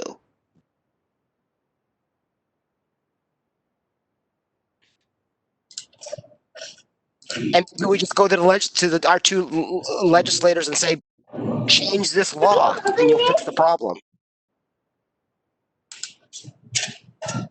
So in other words,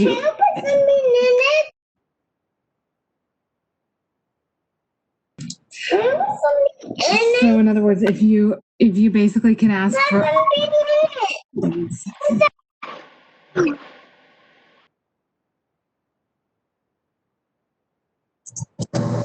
So I think that without legal perspective, I can give Rebecca an opportunity to get back to us.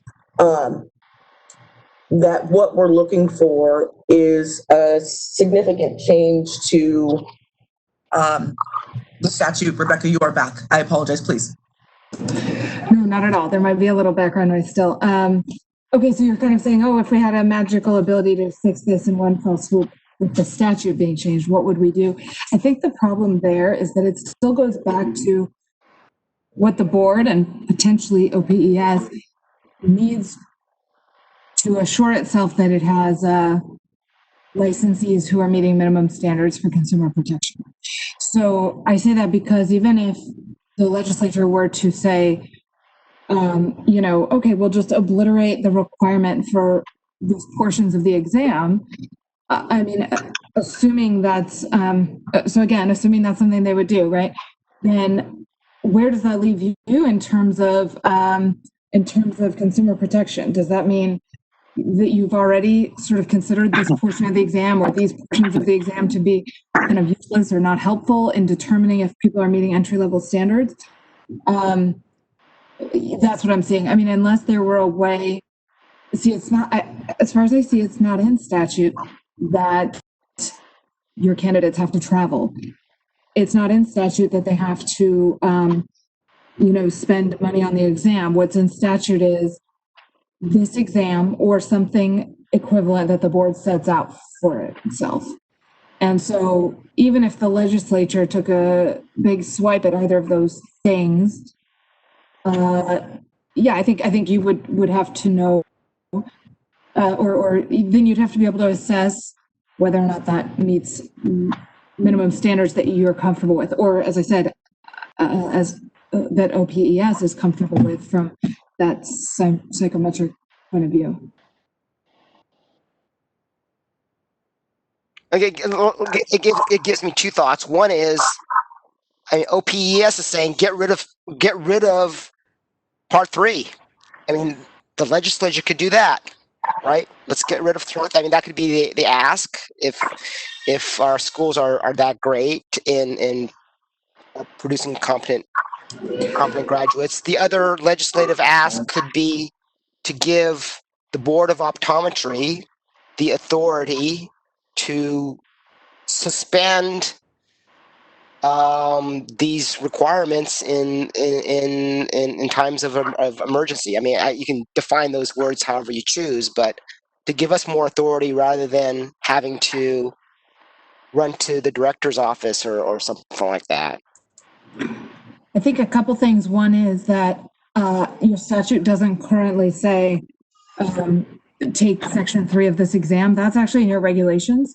The statute just says do what the NBEO, what their national board examination is, and then your reg describes the 4 different sections. So I think even the legislature probably wouldn't be in a position to specify removal of that one section, at least not to carve it out in that way. Probably wouldn't be as likely. And then let's see, your second point was this idea of timeliness, of addressing a specific window of time. And I think that gets back to, I know we're talking about magical hypotheticals and sort of just the ability to do anything. But I think, again, from the board's standpoint, that puts you back in a position of, well, why is it that we're comfortable with these standards for a few months, but not after that, or for a few years, but not before that? So that's the question that brings to mind. Okay. I mean, on the latter point, I'm okay with it. We're in an emergency, right? And I'm, under these circumstances, I'm comfortable with it. But, all right. So what is the board's pleasure? I think staff has some direction in terms of trying to change the regulation. We need support from the deans and COA to build a legislative record as to why this is essential for public health and safety. We have to have that regulatory evidence, that regulatory record to make this into an emergency regulation. Otherwise, we're on the regular regulation road, and if that's the case, that's the best we can do. Sorry to be talking so much. I want to welcome other comments. I think you're right, Mark. If the evidence can't be presented in a convincing fashion, where the director or the governor's office, if they don't feel comfortable issuing a waiver or allowing us to make some type of an emergency change, I don't think we have much of a leg to stand on. And we just have to take a long-term look as to prepare for the next pandemic or the next emergency and be ready to deal with it at that time. So it's really up to the folks that we've spoken to put something together that will give a convincing argument. if we can't make the standard for emergency regulation, I'm okay with putting it through the normal regulatory process. It takes a year or so, but at least we're moving that direction, and who knows how long the pandemic is going to last. We have to move in that direction anyway, because this isn't the first pandemic that's going to happen anymore. Yeah.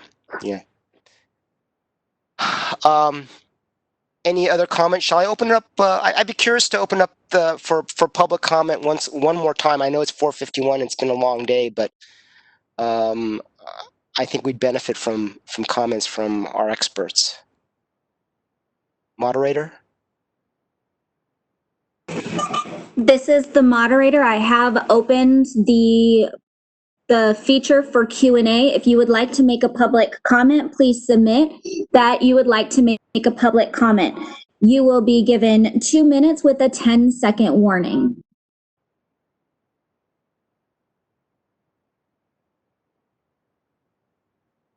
An individual identified as Elizabeth Hoppy, your microphone has been unmuted.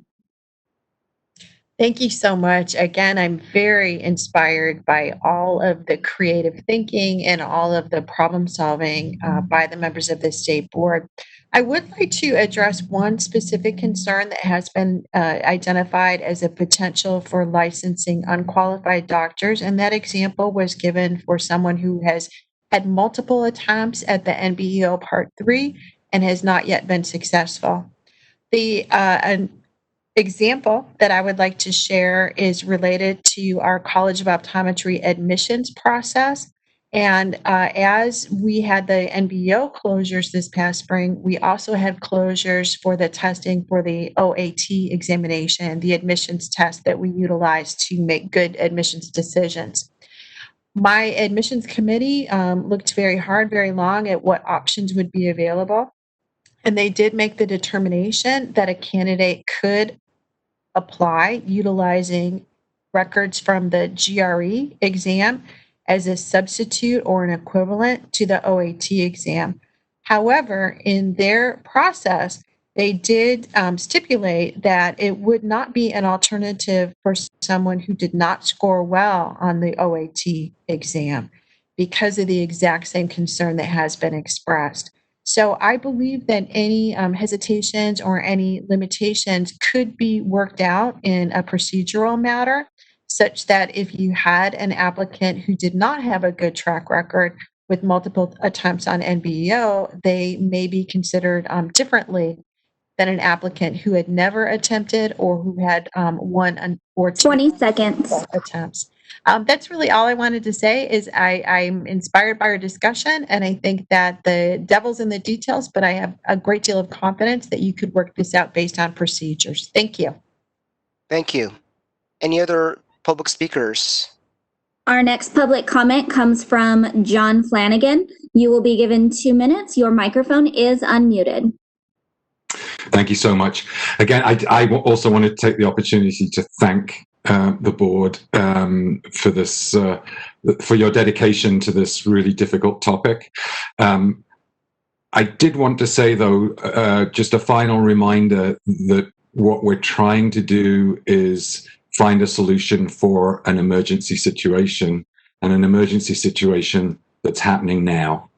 And I just try and plead that we keep focused on that. There's every reason why this will be difficult. But, I honestly believe that together, if we all keep that emergency idea in focus, that we can hopefully find solutions for our students today. So thank you. Thank you. Any other speakers? Yes, our is from Christine Schultz. Your microphone has been unmuted. Thank you so much. This is Christine Schultz representing the California Optometric Association. I just really appreciate everyone's efforts here to find a solution. I will happy to work with finding support for the emergency regulation process. It's hard for me to imagine that our students wouldn't be considered members of the public, so I'd like to investigate that a little bit further. But I'm definitely willing to help, and willing to help on the legislative front too, in working with legislatures to find a solution. It seems to me that they should be able to overrule some of the regulations that are there, and we can work on that as well. So thank you. So, staff, how quickly can you get back to this board with the game plan? I would recommend that we provide the legal standard for an emergency regulation to the deans and COA so they have it in black and white and they know the target that we're shooting at. But staff, how much time do you need to come back to us with something?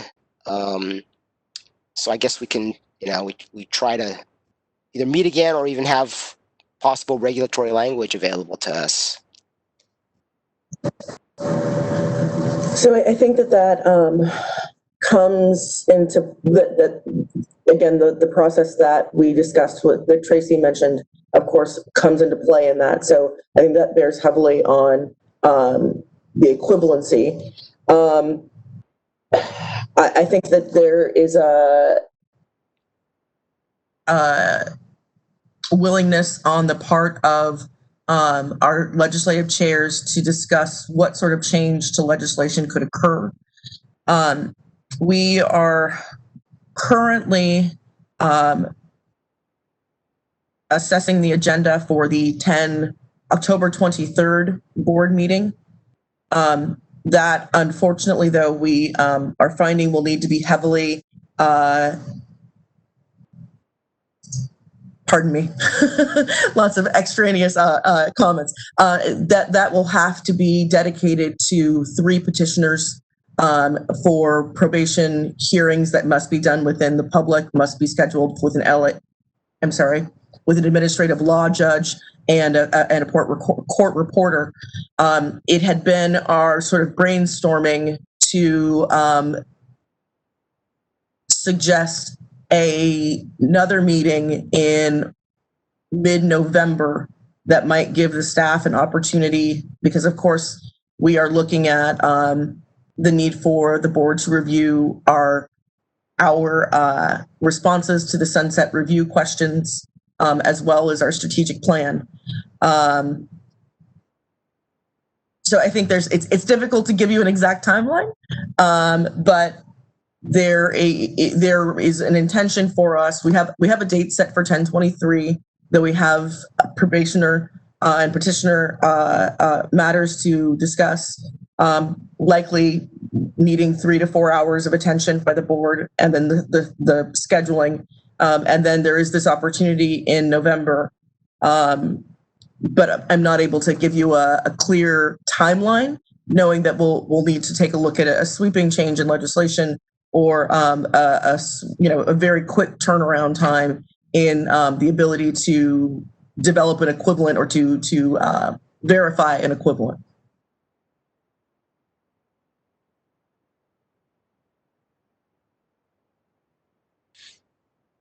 Thanks, Shar. I must say that's not very satisfying.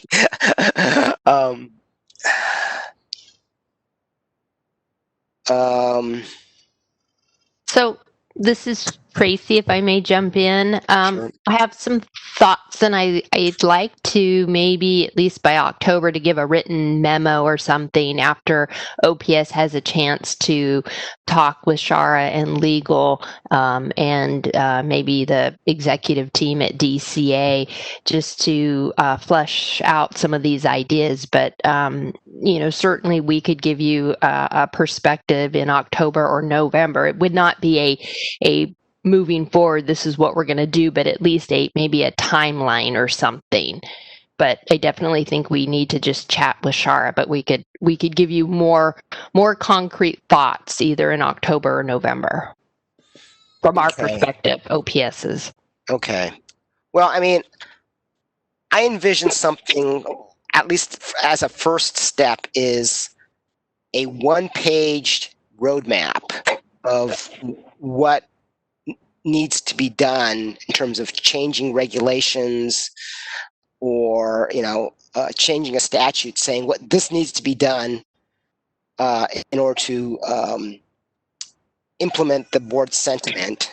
And then from OPES, a 1-page statement as to in order for X, whatever X is, to be the equivalent of the MBEO exam, part 3, we need to have X, Y, and Z satisfied.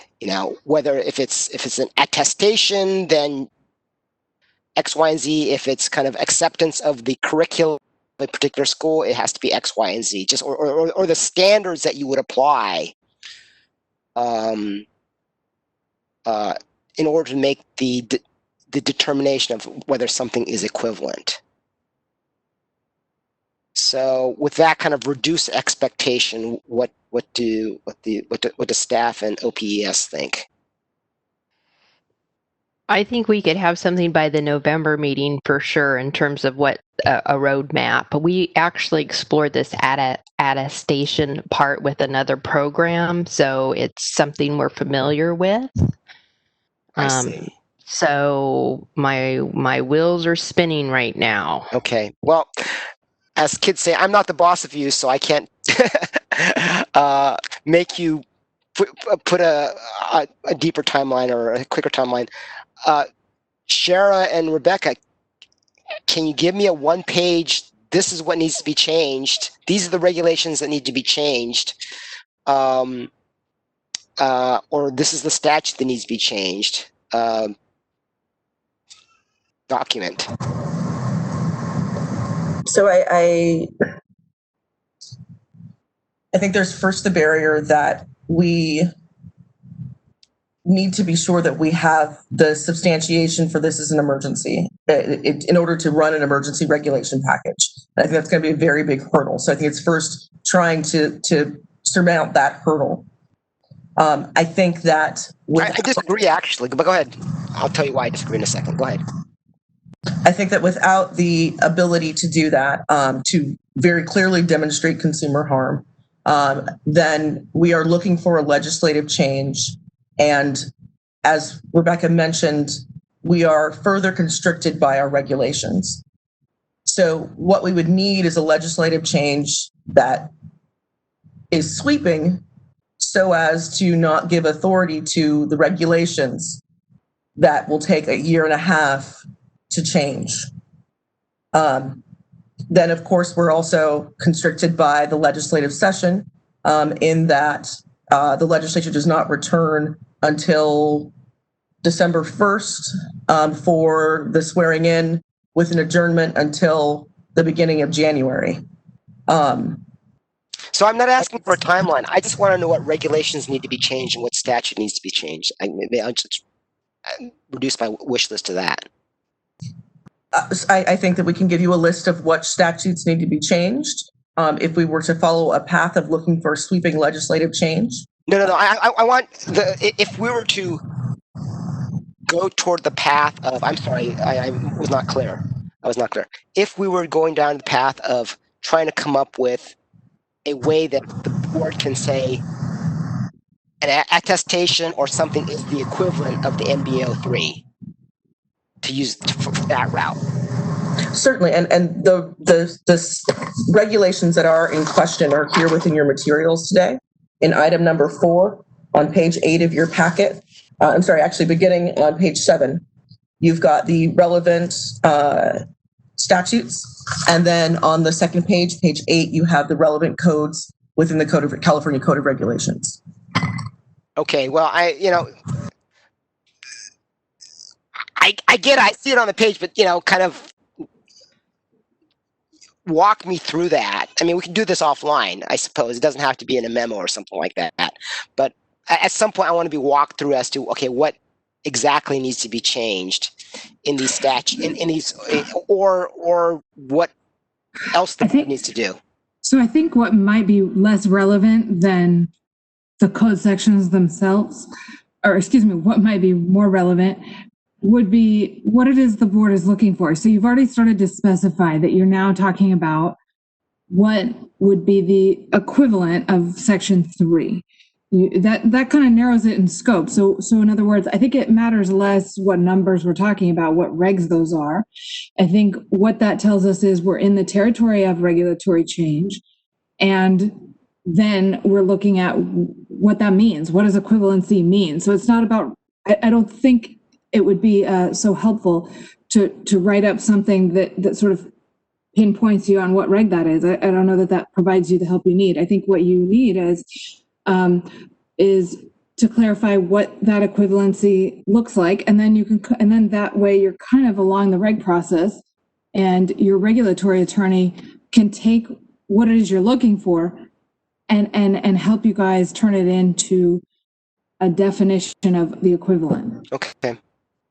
That's fair. And so let me withdraw my request. Let me think about look at this regulation. Let me think about what you just said, and then I'll renew my request with staff later as to what we need. But I think you're hitting the nail on the head as to. And I think if that's the case, sorry, I didn't mean to cut you off, of course. I think if that's the case, then maybe what would be helpful to staff at this stage would be, because again, our agenda item here today is what are alternatives to this exam? What can the board do to create alternatives to this section of the exam? So what might be helpful for staff at this point is if the board were to make a motion to the effect of what you were saying. So if the board, as a body, took action to say, yes, let's have staff bring back reg language that describes a potential equivalency, then again, they're working out the nitty-gritty dynamics that you're talking about with that potential memo. They're working out those details about where that is, where it's appropriate to put it, how is appropriate to say it. But then you're able to say, does this achieve what we're looking for? So that's the board level action is, one, today we're discussing alternatives. So what comes from that is if the alternative we find most appropriate or helpful is seeking this regulatory change, then we can take action to say, hey, staff, let's work on something that allows us to express our board level determination of what that is. What does equivalency mean? Does it mean we're creating some structure of supervision? Does it mean we're saying schools are saying these folks are good to go? You know, what does that mean? That's what the board can weigh in on. And then of course, yeah, go ahead. That's fine. That's I'd be happy to make that motion. I wasn't there yet. I was not yet sure that we could do it via a regulatory change. And so if you think we can do it by regulatory change, then let's move forward. Just a point of order. I think this is the time in our agenda when we'll need to move forward to number 7. You do not have the ability within item number 6 to take action. All right. So we're on item 7 now. Well, okay. So action can be taken on any item on the agenda. Okay. It's noticed. So I wouldn't, I mean, I'll take a second look now just to verify, but I don't think that is necessarily a reason to shut down this discussion. So I'll take a quick look now.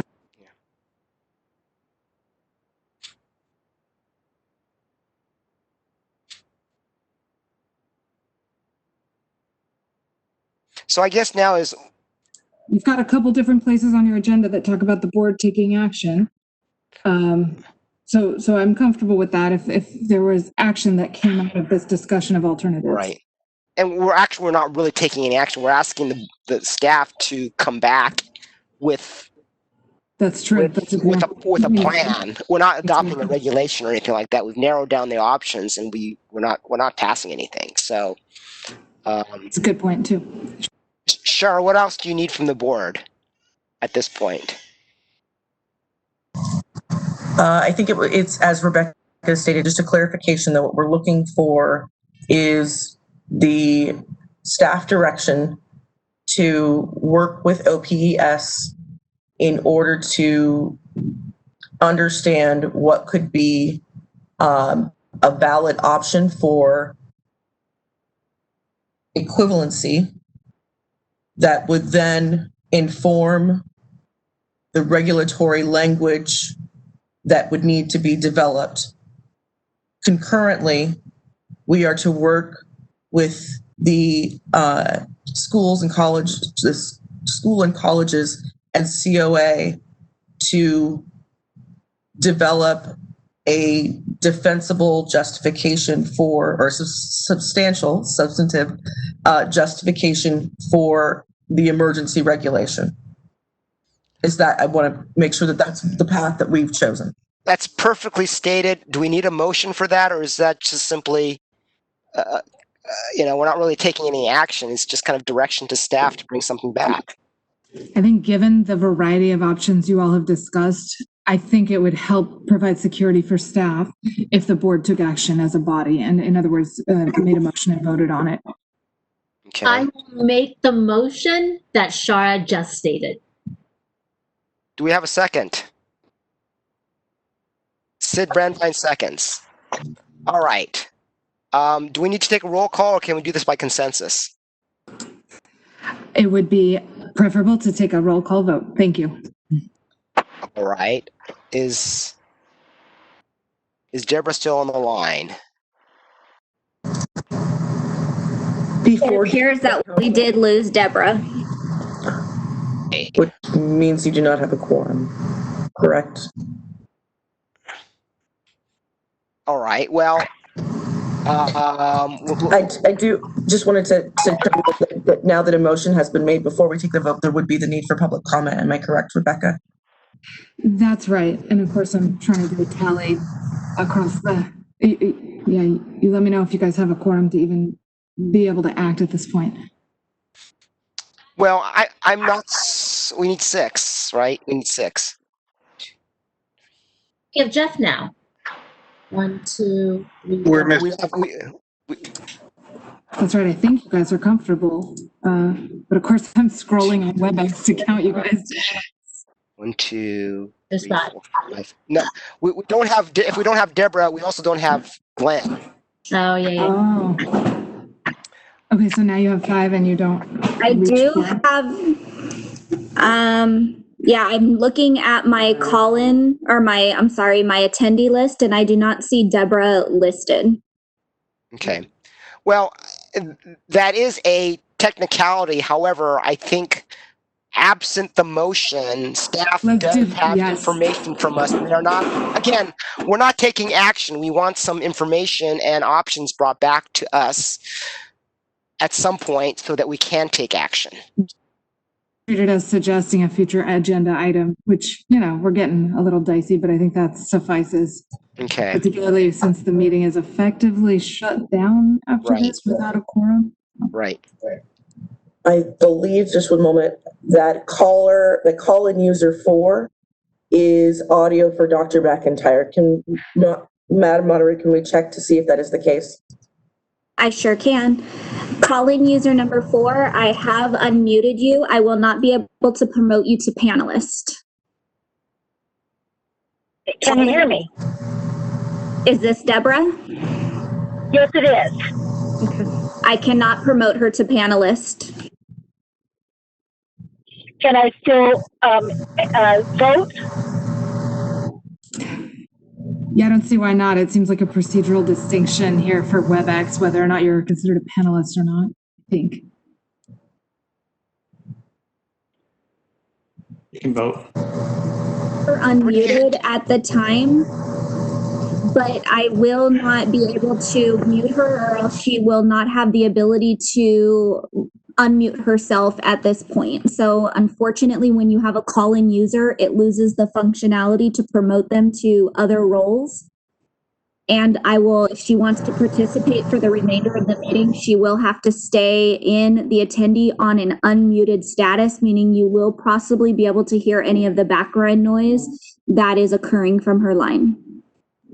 So I think what we'll need to do, what works, right, we're at this point where if you're going to move forward with the motion, then we can mute her for public comment so as to allow any public members, any participants or stakeholders to give comment.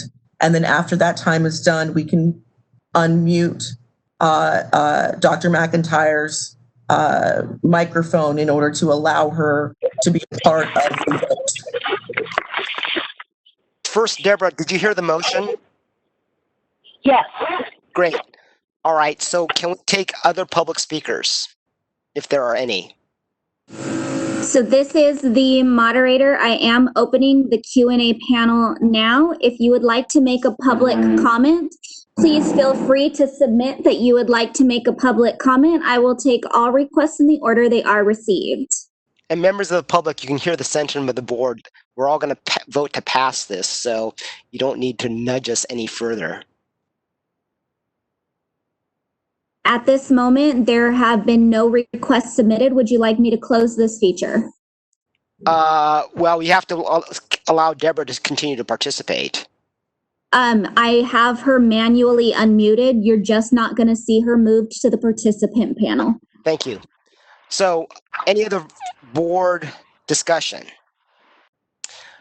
Can we, Deborah, can you call a roll call from where you are, or should I do that? I'm going to have you do that. I got kicked out of the building where I was at. That's why I lost connection. They had to close. So I don't have my information in front of me. All right. So I will usurp the powers of the secretary and call the roll. Dr. Wong. Aye. Dr. Turetsky. Aye. Dr. Garcia. Aye. Ms. Brandvine. Sid? I saw a thumbs up. We'll record that as an aye. Dr. McIntyre? Aye. And I will vote aye. So the motion passes with, and Dr. Kawaguchi is absent, so all ayes and one absent.